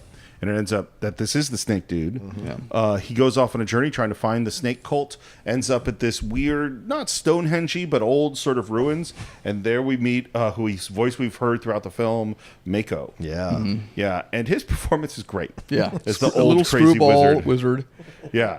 And it's continually between You question like, whether he has magic powers Exactly, or not. You're like, exactly. all right, this guy's obviously a lunatic, but can he really perform any sort of magic? And Conan gets a camel, dresses up as sort of a supplicant and with some flowers. Yeah. And heads off to this Very convincing. cult. Yeah. And this is, as you said, this is kind of the time of the cults. And Conan plays a very naive, peaceful guy and gets to a priest. And Which these are these small, like little jabs at religion, at cults that MIlius is throwing in the script. The fact that you can tell that that's a homosexual moment. Yeah. That the guy's like, Conan's all sheepish and shy. Says, "Can we go someplace where This no one guy's can gonna see take us?" advantage. Of course, he's going to take advantage, which is Yeah. what he's saying, that these people in these positions of power Yeah. in cults and religion sometimes take They're advantage using their power of the people who are for weaker or low personal self-esteem. or Yeah, for their own greedy. personal, exactly. Yeah. And you see Right. that, and Conan kicks the shit out of this guy. Yep. Yeah. This Gets poor his- guy. gets Actually, I his- don't think we see much of it. I think he has no, a it's gut punch, almost right? like, yeah, it's Gut a gut punch him punch. and a Yeah. boom, then a Yeah. hit on the back Yeah. of the head. Yeah. Yeah, and now Conan's in the priestly robes. Yeah. And he's not doing a great so- job blending in. So out of place, and it's Yeah. perfect. It's played. It's Yeah. played for believable comedic Yeah. moments. His like inability to do the salutes, the snake salute, is Yeah. just brilliant. Yep. And he's and now we have the big processional leading up to the big set, which is a huge set, by the Yeah, way. Huge phenomenal outdoor set. set. And there are 1,500 extras in this shot. Yeah. Yeah. That's a lot of, this is exactly the kind of thing no one would do today because you just get CGI. Where did he get the money for? Like, who was like, yes, let's give this thing. We're gonna make millions off this. Like, it's I don't amazing. know where Dino De Laurentiis gets money. Probably foreign. Yeah, Yeah. good point, But, Steve. but yeah, they got enough. Best not to ask, I Yeah. suppose. I'll make a and- Kool-Aid joke, but I'm not going down that lane. And in comes Thulsa Doom. Oh man. And Conan almost immediately gets captured. Yeah, he loses his character right away. He's like he forgets any sort of real plan. Yeah. Well, because of because he stupidly gives the snake symbol to the guard. The guard Yeah. figures out that's a snake symbol that was stolen from the other temple. Ah, So yeah. then they come up with the two henchmen. They sneak up behind him and they go, "Heretic, heretic," and they drag him away. And we get this sort of interrogation where he's getting the shit kicked out of him by Ben Davidson and Sven Ole Thorson, Yeah. who are both. And one of the things that I think that MIlius is right is like if we have people that are going to be bad guys to Conan, they all have to be basically giants. That was a big problem in Conan the TV series. They picked the biggest Sorbo. bodybuilder in the world. Yeah. At the time, I don't know if he is now. Maybe the guy who plays the Mountain necessarily isn't a Christ. bodybuilder. He's the world's strongest man. Yeah. But they picked the biggest bodybuilder, and so when you have the biggest guy, you're never going to feel sympathetic to this guy Yeah. fighting somebody else, Right. or like who's going to oppose. You want the underdog to win. So Yeah, and these guys are both huge. big fellas, big hammer. Yep, I love the hammer. And again, I James picked up the Earl Jones- hammer, by the way. That hammer? Yeah, Wow. yeah. Is it heavy? It must be light. It's a little unwieldy. Yeah. No, it wasn't. It was fairly heavy. I'm sure it was. David Mandel is a big comic book collector, and he also has a lot of movie memorabilia. And he's one of the Curb Your Enthusiasm and Seinfeld guys. But he has one of the very best comic book collections. But he also has Conan's sword. Wow. One of the real ones. I mean, there were several of them, but he also has a hammer. So. Wow, that's cool. I got to pick it up. I was thrilled. I'm sure he's like, yeah, pick it up, fool. You know? There's like everything in his. He's got one. He has his old bachelor pad is just now his warehouse of Just stuff. awesome things that. That is Like every Frank Miller page that you loved, you walk in and go, oh, there it is. Oh, is that another an entire Jack Kirby issue of Fantastic Four? I mean, everything. It's an amazing place to visit. I can't imagine. And I can't imagine both the time and the money it takes to do something like that. I mean, that's a life's work. It is, and he is just like, it's a beautiful thing to visit. Anytime I get a chance to visit that place, I'm sure. Like he lives up the hill, but he'll come down, and for some comic book people that are begging to see all these masterpieces and all this movie memorabilia. So sorry, but I was very thrilled when I picked up that hammer. Yeah. James Earl Jones comes in, and once again he kills it in this scene. Yeah. There was a time, boy, when I searched for steel. And steel meant more to me than gold or jewels. The riddle of steel. Yes. You know what it is, don't you, boy? Shall I tell you? It's the least I can do. Steel isn't strong, boy. Flesh is stronger. The intensity and the power and the gentleness of how he does it. Yeah, it's great. And even the henchmen, like you said, they're not like dishing out like their punishment, or they're a little bit disgusted. Like, don't you get it, you fool? Yeah. Don't you understand? Like, this is not the way. Flesh is the way. Yeah, well, it's interesting because MIlius kind of shoehorning the Jesus story into this like first this sequence where he's getting beat up, right? Mm-hmm. And this is essentially the Pontius Pilate being tortured scene, and then he gets put to the tree of woe and crucified. Like these are just he's shoehorning these two things. Yeah, crucify him. But when he walks in, James Earl Jones immediately has that power because he just has that voice, right? And it's shot from below, which is brilliant to make him look huge. Mm-hmm. And he just says, "I wish to speak to you now," and that's like, oh shit. And then he has this exchange with him, and Arnold says to him, like, "You killed my family, you killed my mother, my people," this kind of shit. And it's believable. He looks like he's gotten his ass kicked. He's bloody like crazy, and it's great between the two guys and Arnold. Like they obviously worked out movements to make it look like he's subservient and beaten to a pulp. And James Earl Jones says, "Oh yes, I remember those days. It must have been in my youth." And he talks about steel, and then he talks about the power of the flesh, and he shows that woman jumping off to show the power of the flesh. That is strength, boy. That is power. The strength and power of flesh.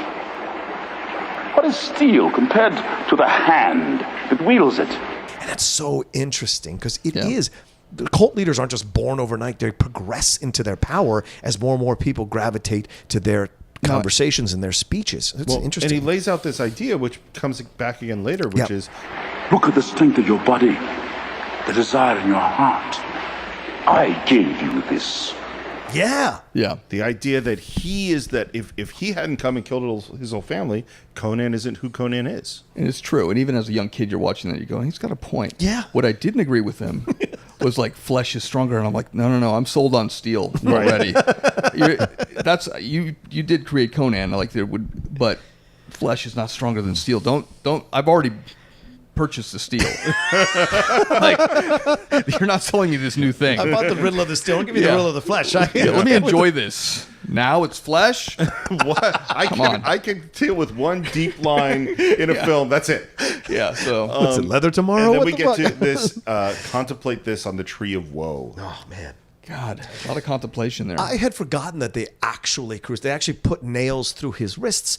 I had just never conceived of this. Like I thought they just tied him there that they to actually die. Put nails No. But I his mean, wrists. you see the nails. You through. said it though, John. You can't see this, but John is like showing nails going through his own wrist. I'm like, wow. I can't believe Schwarzenegger let him put nails through. No, he was dedicated. He's a method actor. Well, I mean, if you got to be successful. But no, I just forgot that they had put nails through Conan's wrists. I thought they just strapped him there. Yeah, that's why he's had such a hard time like learning how to use the sword again. Yes. Like, his grip was a little off. Some things you don't catch when you've watched it 5 million times. Sometimes you just don't want to see it, John. Yeah, that's true. And then as he's literally dying on this tree, Buzzard comes up. Yeah. And he, with his last little bit of strength, bites and kills that. That's awesome. I did a Prophet cover for Image Comics like when I was in my 20s, and it has Prophet who has long hair and surprisingly looks a lot like Conan.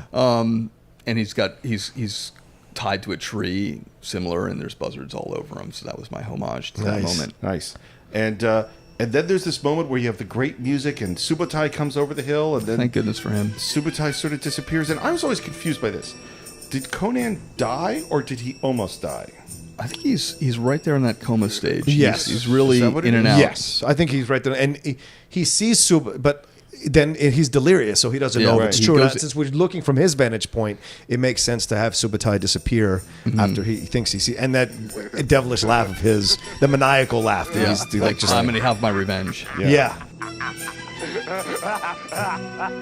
And so we go back to Mako, and we have Valeria, and we're going to do a ceremony to bring him back to life. Yeah. And I love all the drawing all over his face. It's really cool. Yeah. And you know what it looks like? It looks like that graffiti artist who does all the work here. I don't know. Have you ever seen Banksy? all that? What's his name? Is it Banksy or is somebody? No. Banksy. This is a guy who does. It's just calligraphy. Oh, okay. And you'll see it around L.A. And someone will write in or something. But he's a famous guy. Now you'll look and you'll go, oh my God, that is so reminiscent of all the. It's another person inspired by this movie, maybe. Yeah. Maybe. And Mako says that there's going to be some price. And Valeria is like, well, I'm going to pay it. And then we have, as we talked about before, this sequence of these sort of animated ghost spectral figures that Valeria is fighting off. And Conan's back. Thank goodness. Which was a great sequence to have them jumping on. Like, I'm sure that's all practical effects, obviously, but like, I'm sure there's like crew members yanking the rope, and then poor Sandals going over each side, like falling on her head, rolling around, and the actor playing Jerry Lopez is like holding on for dear life. It's a very believable effect. It works really well. Yeah. You know, and we said this before, is that when effects are well designed, even when the technologies might be a little out of date, they still look pretty cool. Yeah. And the thing, too, is that it's really matched well, particularly with Valeria's movements, because this is just a person who's just swinging their arms in space. So Conan's back. We have this really great sequence on the beach where he starts to use the sword again, which is really epic. Conan-ness. Looks even great with a lightsaber. Yep. Well, that's the coming of age moment, right? Yeah. You said this is the moment where now he embraces his full Conan-ness, so to speak, for lack of a better term, and it's his resurection from crucifixion. It's just he is a savior now to the if world. possible, he's even a little bit more serious. Yeah, if it's possible, which I like. And we have a conversation. Okay, we're going to go back for the princess, but we're just doing that, right, Conan? We're not trying to kill the guy. Conan doesn't answer. He's just sharpening his sword. Yeah. And we go on our next attack. So for the second time now. Every time do you sharpen when you're sharpening a knife, are you thinking about that moment? I don't no. I'm really not, because John, I've never sharpened a knife in my life. What? Yeah, John, I use my fists. We got to go to the Cold Steel online and buy some swords and start sharpening these things. I had to. I mean, at that point, I grew up in Florida. You had knives and bayonets, and you had to get a stone to sharpen them. Wow. See, the vast majority I'm sharpening knives is my 10-inch chef knife, and I'm just thinking about chopping onions.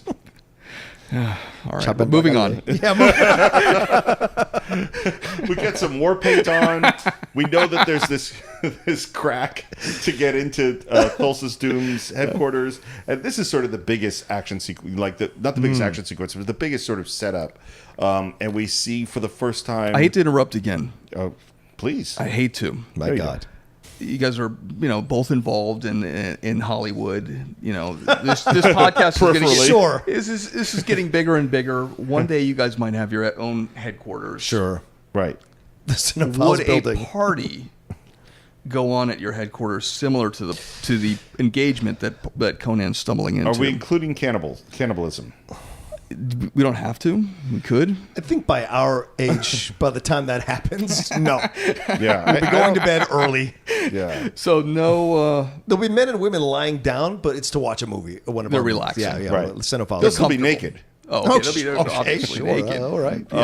Yeah. Various this is men quite and a women party. walking around naked. I mean, that's normal for any office. Yeah, naturally in Hollywood. Yeah. I don't know what happens out in the We're rest across of the the world. street from CBS right now. Yeah, I'm sure that's the whole place. Sure, it's happening clothing right now. optional. Naked, yeah. And there might very well be some cannibalism going on. Hello.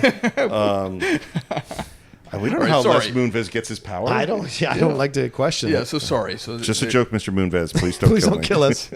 Please also send. So, yes, there's a big party going on. There's a giant pot of some green, soupy, sludgy thing with hands floating in it. There are a lot of naked people that are sort of stunned. Once again, this cult thing. enjoying each other's company. Very culty. Yeah, it's a cult thing. There's sexual stuff that happens all the time. And then there's this moment a where... way to get higher. It's a way to get closer to God. I guess so. Apparently. That perfect union. That's And then synergy. there's this moment where James Earl Jones turns into a snake. This was the moment when I remember watching in the movie going, okay, I was buying all this fantastical stuff, but at this point, now I don't know what we're dealing with. Is it a human? Is it a snake? How did it become a human snake? Like, what is this? It's got a few more powers than Mako. Yeah. Yeah. Well, maybe. this is one where I do say, like, I think they needed one more shot. Because there's shot one of his face, and they spent a lot of time of just him sort of serenely looking in the distance, and here's a cut, and then they come back to him, and it's turned into the rubber face, which is really well done. Well, and it starts to stretch, and like, oh fuck, what's going on?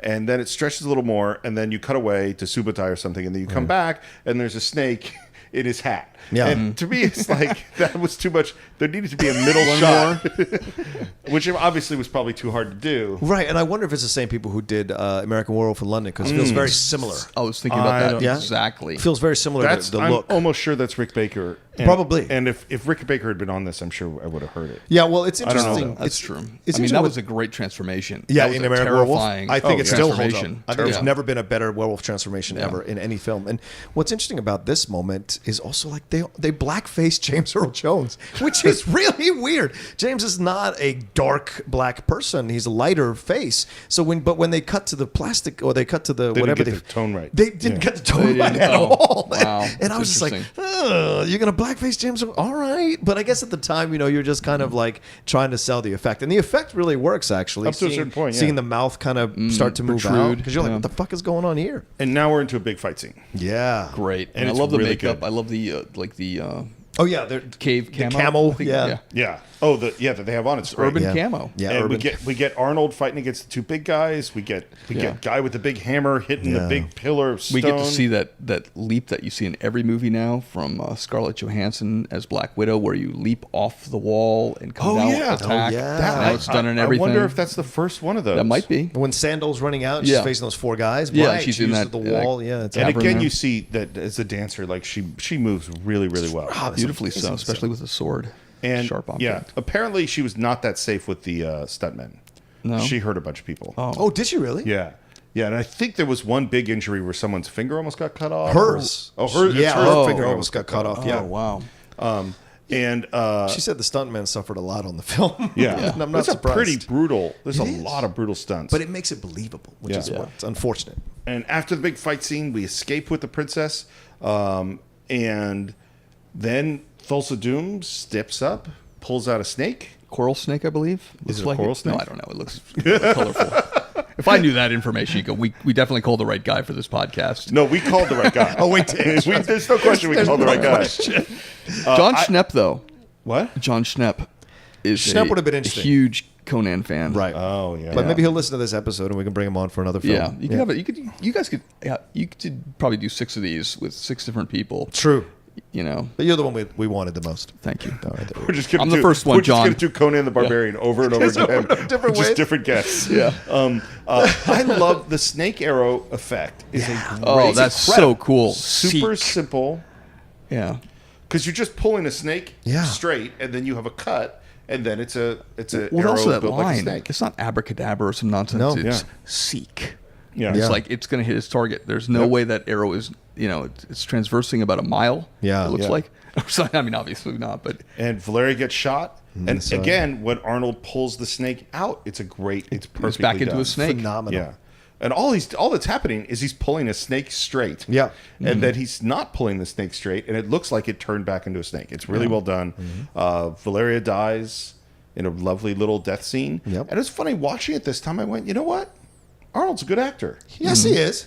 I mean, he's not a great actor, but he's a good actor. Well, it isn't just He's a Milius. great Conan actor. He's a great Conan. Sure, It's yeah. not just Milius and Oliver Stone elevating this film. It's also Schwarzenegger, what he brings to it, right? Yeah. His believable progression from the wide-eyed kid who gets set free as a slave, falling in love, then resurrected, the incredible power he has, and then this moment where he receives her death so strongly, but without emotion, like without overt emotion, because that's not how he's built, which Right. we find out later when they're burning her body and she says, I want to breathe my last breath to you, blah, blah, blah. And then they burn her body and Subotai is crying and Mako goes, why are that's a you great crying? line. And he goes, I cry because Conan cannot cry. He's Sumerian. He will not Yeah. show. Yeah. Great It's line. such a great moment. Yeah, it's great. It's funny. I was thinking watching this is I remember even as a kid, when this came out, and in the early days of Arnold as a movie star, there's a lot of mockery of Arnold. Sure, there was tons of mockery, and because people just naturally associated big muscles with stupidity, right? And because of his accent, is that people just went, "Oh, he's this big muscle-bound idiot. Why is he a movie star?" And what's funny looking at that now is we know this is an unbelievably intelligent guy, but like buying up real estate like crazy even prior to this film in Venice. And if you look at him now, it's like, he was governor of California. Yeah. He was, and even today, like, he'll come out. There's things that he's put out that have shown up on YouTube and Facebook where he's making statements. I'm like, man, Arnold has got it going on. Well, even from the beginning, he was underestimated, right? And this is what he talks about. I think everybody who knows him, Yeah. you hear them talking about him with high esteem. So yeah.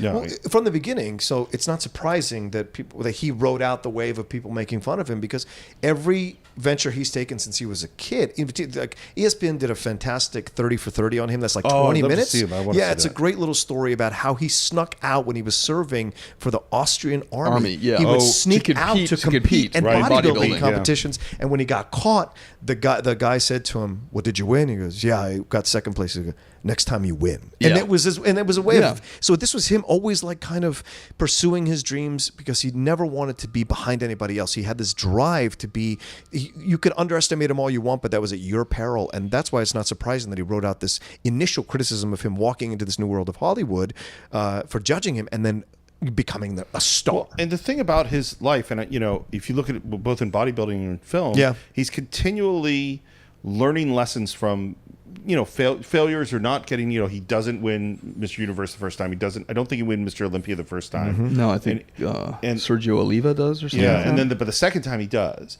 And what he's like, "Oh, I didn't know how to do this. I don't know how to do that." And when he goes into acting, when he goes into politics, at every stage, he's got that, not just, he does have a lot of arrogance, but he also has the, I'm going to learn from mistakes and improve it.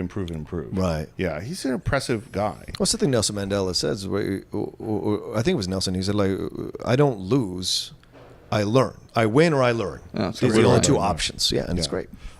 So the princess tells him, "Look, he's going to come for you." And we have a great setting the trap montage, which there's very few traps in here that work, except one awesome one. Because it's like, if you're setting the trap, well, you just stepped out in front of the horse guy and hit him with an axe. Yeah. Why did you have a bit of a trap? Why did you have all these things in the ground and all this other stuff? And what we have to say before we get into this big action sequence is this is when the speech happens, where Conan talks to Crom. Yeah. Crom, I've never prayed you before. I have no tongue for it. No one, not even you, will remember if we were good men or bad, why we fought or why we died. No. All that matters is that two stood against many. That's what's important. If our Lord pleases you, Crom, so grant me one request. Grant me revenge.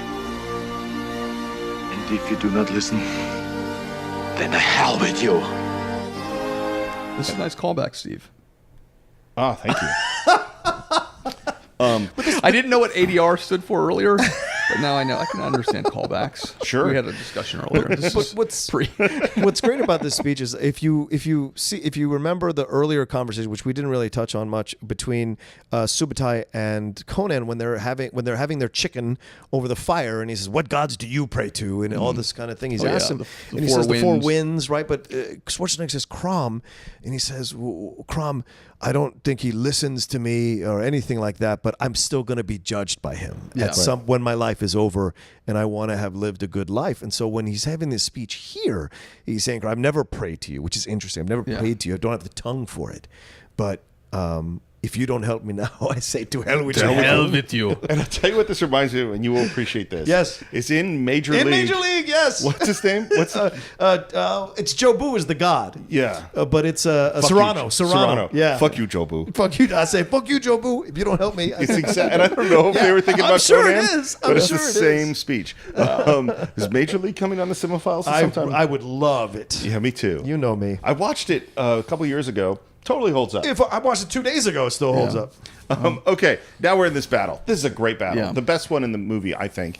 Great action sequence. Yeah. You have the fantastic trap I mean, first of all, there's a lot of great stuff going on. Even, Subotai has great moves, great moments. Even Mako comes out and has a little moment, great a little moment. comedic relief. Yeah, dressed in his little outfit. And then you have one of our two big guys, Sven, comes out, sees Arnold's head, hits it, and that's the one trap that really so works. sneaky. Yeah, that one's great.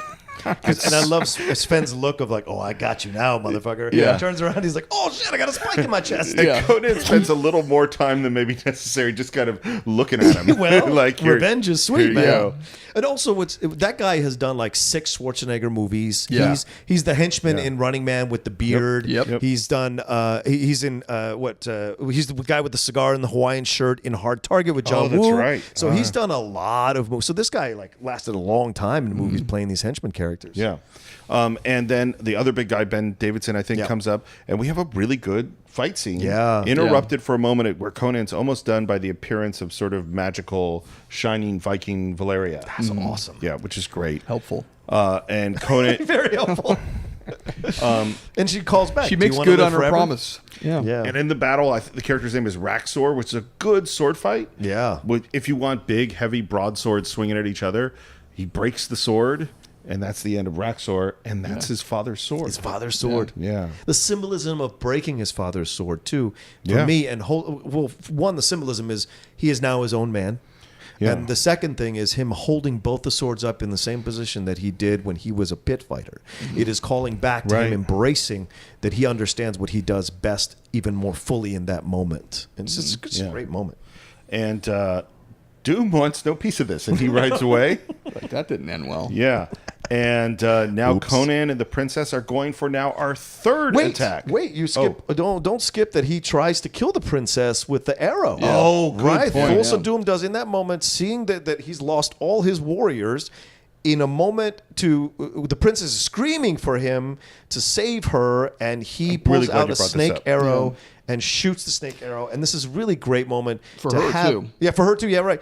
Because for Subotai to go up and save her, because Arnold had done. Normally in Heroes now, he would do everything. Yeah, it's but I true. love that they let Subotai have this moment, and then she realizes the cult is a lie. He's a lie. It's the destruction of the faith in the leader. Like the leader is actually a joke. You're looking behind the curtain like in Oz, and you see the old man. Doesn't she kiss Conan a little bit on the cheek? Is that a deleted scene? I think so, on the cheek. Yeah. Yeah, no, I'm joking. No, it's more than the cheek. She's like completely switches allegiances right there. Right. She's like, It's all hey, about- hey which, you, hey in fella. the extended edition, that does happen. So I don't know. I don't remember that. Well, I didn't watch the extended edition. No, that didn't happen, John. Come on. She's like that quick, like, there's a new daddy in town. Hello. And he's got even longer hair. So Conan and the princess break in for now the third time on Yes. Doom's headquarters. He's got to work on security. But this time she's leading him. in. yeah. Yeah. She's leading him, She in, which is leads him interesting. in. Yeah. And we have the That's final true. confrontation. Again, James Earl Jones is awesome. Great amazing. speech. Another speech, and it's this moment of like, who is now your father if not me? For who now is your father if it is not me? Who gave you the will to live? I am the wellspring from which you flow. When I am gone, you will have never been. What will your world be without me? My son. That's a great, great moment. If I die, you will cease to exist. You will not be anything. Right. You won't even know who you are. You will cease to exist. Yeah, It's really powerful. And he's kind of hypnotizing Conan, and it looks like he's has him, but he doesn't have him. I love the shake of the head of like, Yeah. wow. So here's something I was thinking watching it this time: is this sequence is Apocalypse Now? Yes.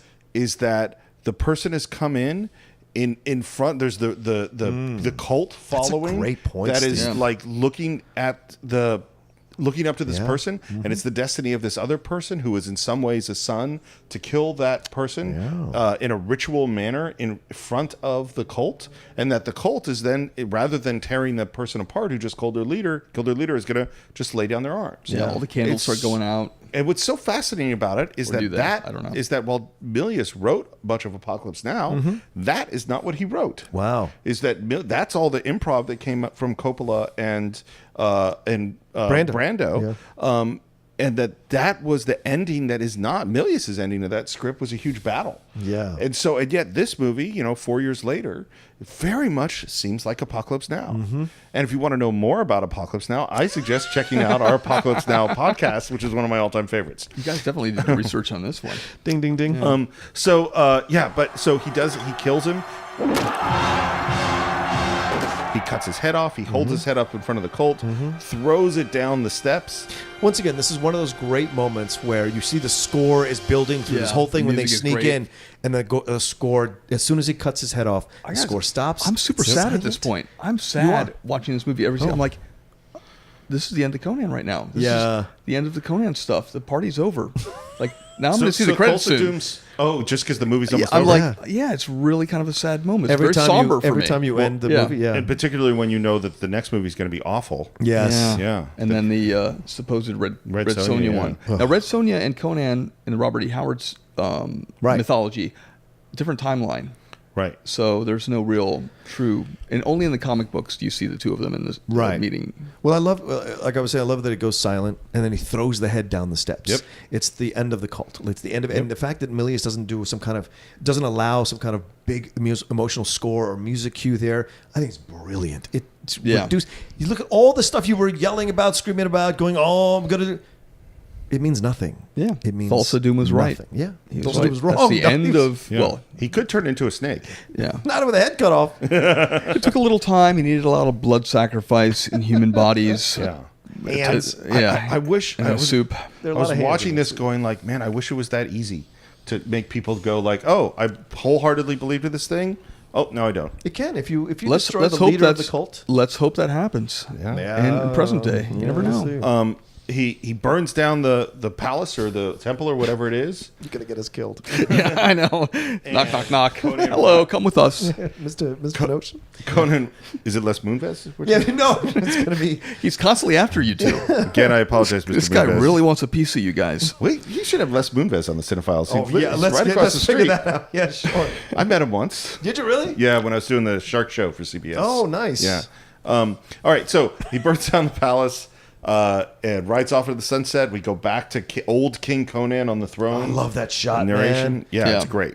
It's great. He looks so good as old man King Conan, which is why I'm looking forward to King Conan. And I love that it ends with, and this story will be told as well. Will be told too. Or shall be told. Now I know something about that please. story. What I can't really speak on it. But there's I don't know where the script is at right now and what changes they've made, but it looks like it could be pretty cool if it's in the right hands. Now, I know a director that I was working with a director that was going to do it. And he took several meetings and it got pretty far.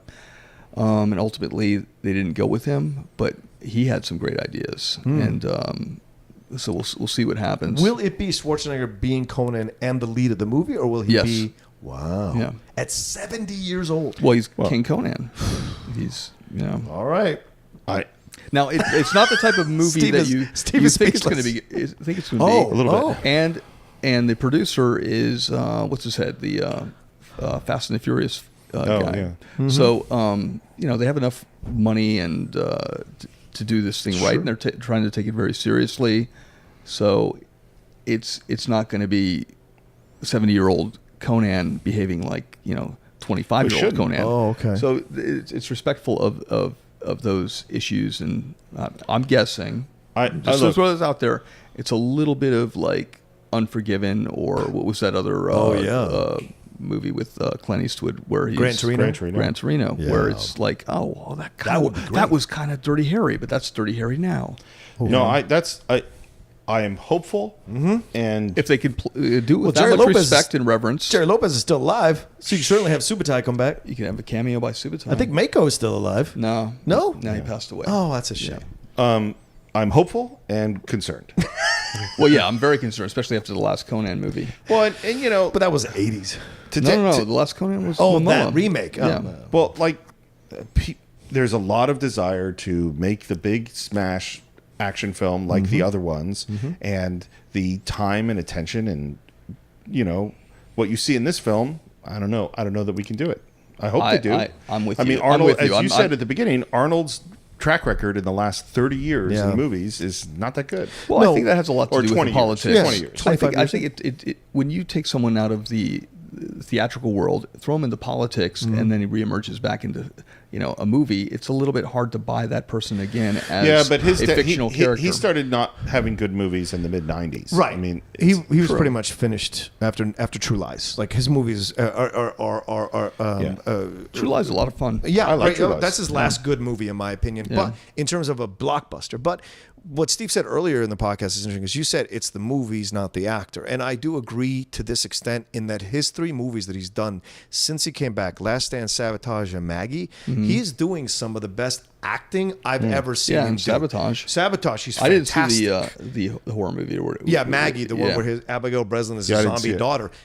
Arnold is good in that movie. And there's another one that came out where I didn't see it yet, but Scoot McNairy kills his son in the plane, and he's going after him for revenge. Schwarzenegger's. So he's embraced his age, and there's a confidence and a depth and complexity to his performances now that weren't necessarily there back in the 90s. Right. So I'd be excited to see what he would bring to Conan. He has less Conan. to prove now. Probably he's like, okay, I'm doing it more for me. I'm sure he doesn't have to do exactly. movies. He's got all that money because he loves doing movies. I'm assuming. Yeah. I want to talk a little about the influence of the film, and I think it's hugely influential in 2 ways. The first is just Arnold. Yeah.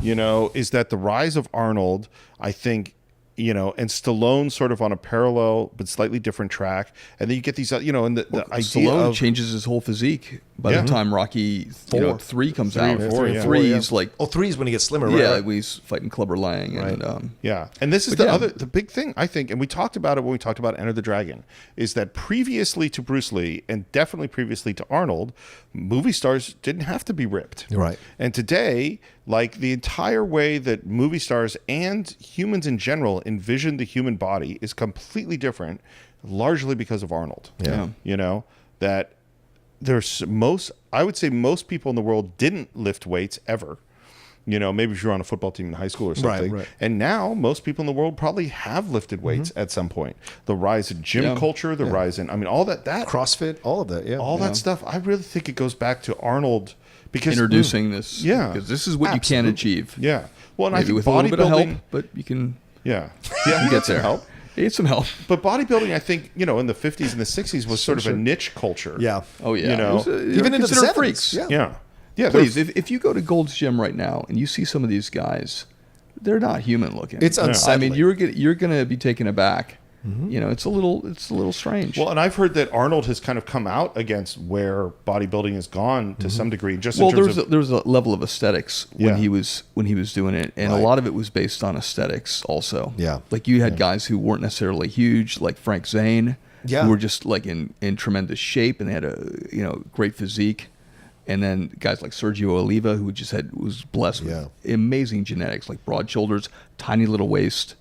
And now you have guys that are let's just see how monstrous the human body can become. Yeah, it's a different thing. That's when it blew up. I had subscriptions to Flex and to Muscle and Fitness and Iron Man. Iron Man, right? All those things, and I would like Lee Haney and what was Robbie Robertson, right? Yeah. All those guys. Kevin I know nothing Cerrone. who these people are. Yeah, Kevin Cerrone, and then Dorian Yates. Dorian Yates was the guy that I absolutely loved. Yeah, he changed things completely because his was not spending 2 hours in the gym. His was hitting things one set at a time. Go to the gym for half an hour and you're done. And it was interesting.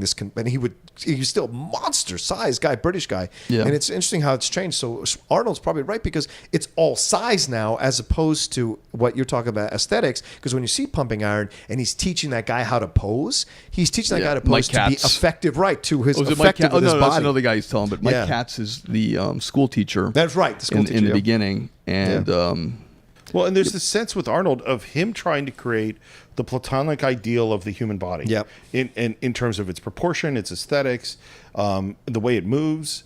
And I think I can't speak to this at all. You guys know much more than me, but it does seem that size and bulk has kind of gone past that. No, I think Fight Club changed that. By the way, I think you saw Brad Pitt in Fight Club in this slim. I think the UFC and Fight Club changed that. Yeah.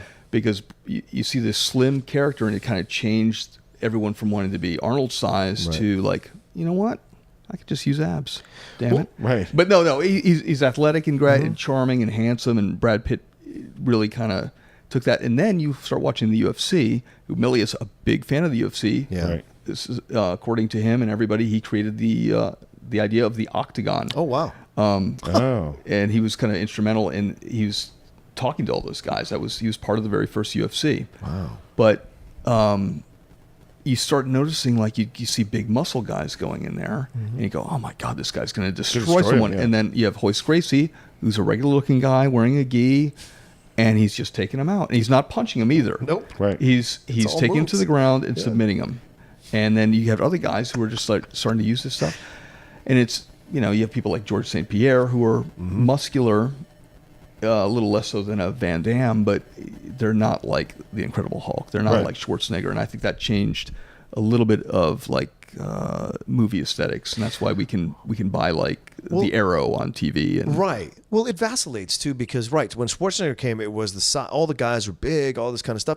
But then there was a counter to that, which was Bruce Willis and Keanu Reeves doing these action films where they're thinner guys, skinnier guys, more everyman kind of guys. Yeah. Now it's swung back to people like The Rock and John Cena and all these people from wrestling Batista are walking in and getting these big parts and playing these parts. But the actors like that are the main guys like Chris Pratt, whatever, they have to get into this like ripped shape. It's not huge necessarily, but certainly muscular. So there's a middle ground that Hemsworth seems to be is- happening there. Well, Yeah, I think, Hemsworth, I think there's what we're pointing at is that in terms of movies, that there is something fundamentally different between the experience you have watching Conan and the experience you have watching Die Hard. Yes. Is that in Conan, when I was a kid, Superman was my favorite superhero. And Superman is about fantasy. It's about if I could be blank, if I could fly, if I could have superpowers. And Conan is the same.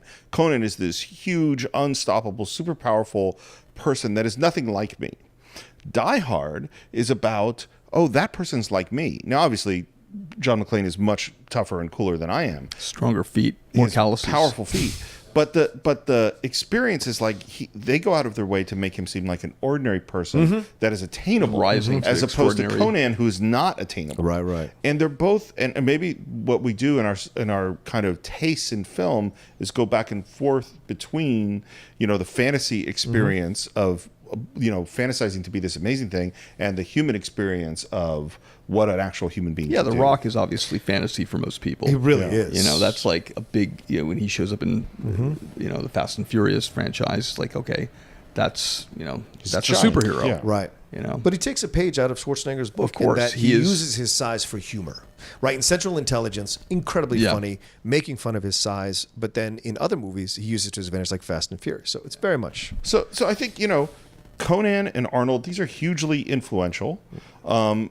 John, Yes. what are your final thoughts on Conan? My final thoughts are this. This is a film that if you haven't seen it in a while and you're listening to us talk about it, go back and revisit it. You will be incredibly impressed at how much of it is still enjoyable, still holds up, still works. You'll be surprised at the moments you thought were cheesy actually are still powerful and moving, and that the romance there that is you buy it completely. The friendship between him and Subotai, everything you want from an epic film is in this movie, and you get the birth of Arnold Schwarzenegger. And there's not a moment in this film where you don't believe what Arnold is saying or doing or acting like. And James Earl Jones, Max von Sydow, they bring in the right actors to give the film depth and complexity and an anchor in the ground, a foundation that makes you stop from laughing at it. It makes you stop laughing at it and makes you actually take it seriously. The score is amazing. The MIlius' direction is on point, and the cinematography, which we haven't even touched on, is amazing. Oh yeah, it's really There's well so shot. much great shots of the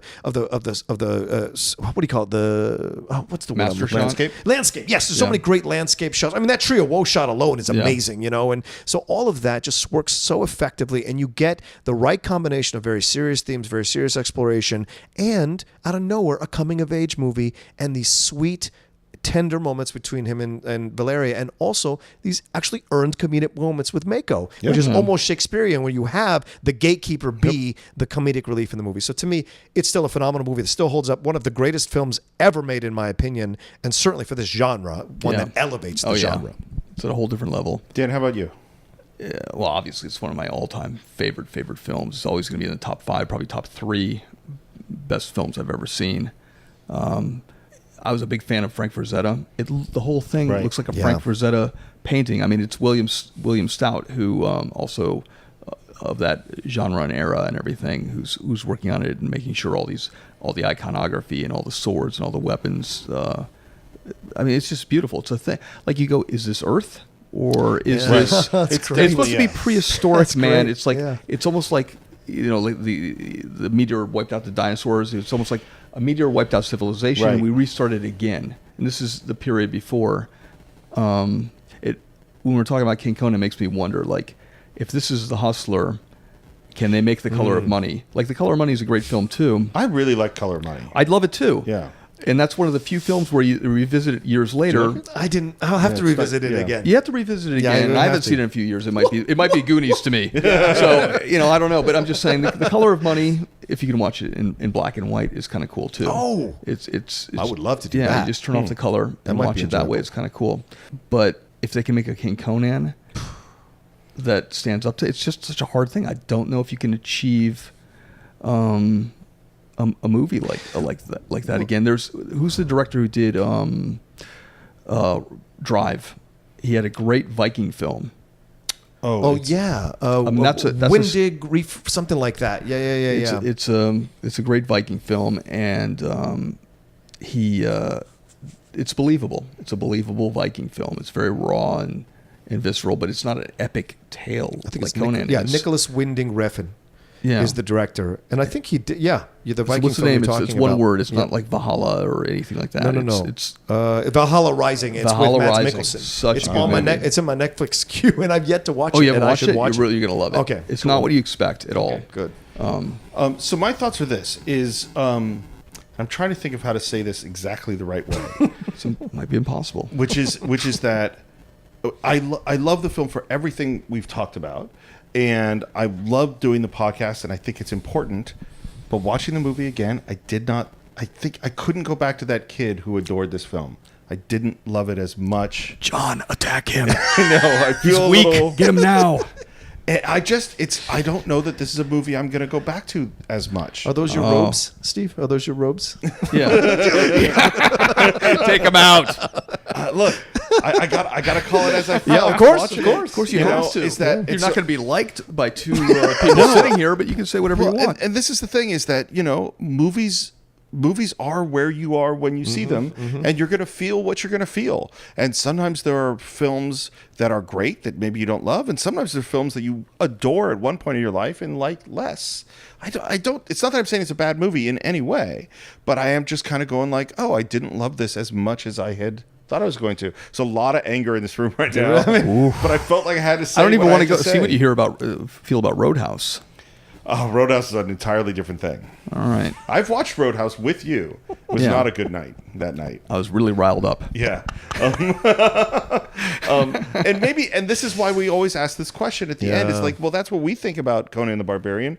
We want to hear what you think. We want to hear from people who have watched this when they're kids like we were and have a real association with the film. And we also Daniel would love Vogel. to hear... Right. We also... Daniel Vogel, we want to hear from you. Oh, my God, yeah. And we also want to hear from people who maybe never seen it before. Yeah. And what do you feel watching this film? Because it's very different from action movies today. And it's maybe even very different from how you perceive Arnold Schwarzenegger. So we'd love to hear that. As always, you can visit us on Facebook at the Cine-Files, CINE-FILES. You can follow us on YouTube, where you could post your comments. You can subscribe to us on Stitcher. You can subscribe to us on iTunes. We'd love to hear your reviews on iTunes. They're really helpful for us. As always, we want you to support us on our Patreon page, where you can actually pick a film that we're going to review. And there's a couple coming up that we're going to get to that are from our Patreon subscribers. We're going to get to those real soon.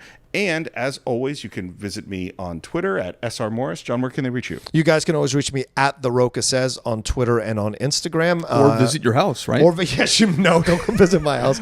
And also the Outlaw Nation and the Top 10 Show, both on the SK Plus podcast channel. If you haven't subscribed to them, subscribe to them so you can get our shows downloaded to you midnight of the night they come out on Tuesday and on Thursday. We love to do the shows for you on the Top 10 Show, and I love doing Outlaw Nation for you guys. And I think by the time this comes out, I will be a full-time employee at Collider.com, and amazing. Wow. which is amazing for me, or Collider rather, which is amazing for me. And hopefully, I will be able to start writing again for Collider.com. Those of you who've enjoyed my articles and columns on Tracking Board. So, Dan, if people want to reach you on the socials, where would they find you? It's at Urban Barbarian on Twitter and at Urban Barbarian on Instagram. And when does Slots come out? October 4th. October 4th. Yeah. boom. Check it out. Can you pre-order it anywhere? I don't know. I think if you go to your comic book shop, you can definitely pre-order. It's not on Amazon to pre-order?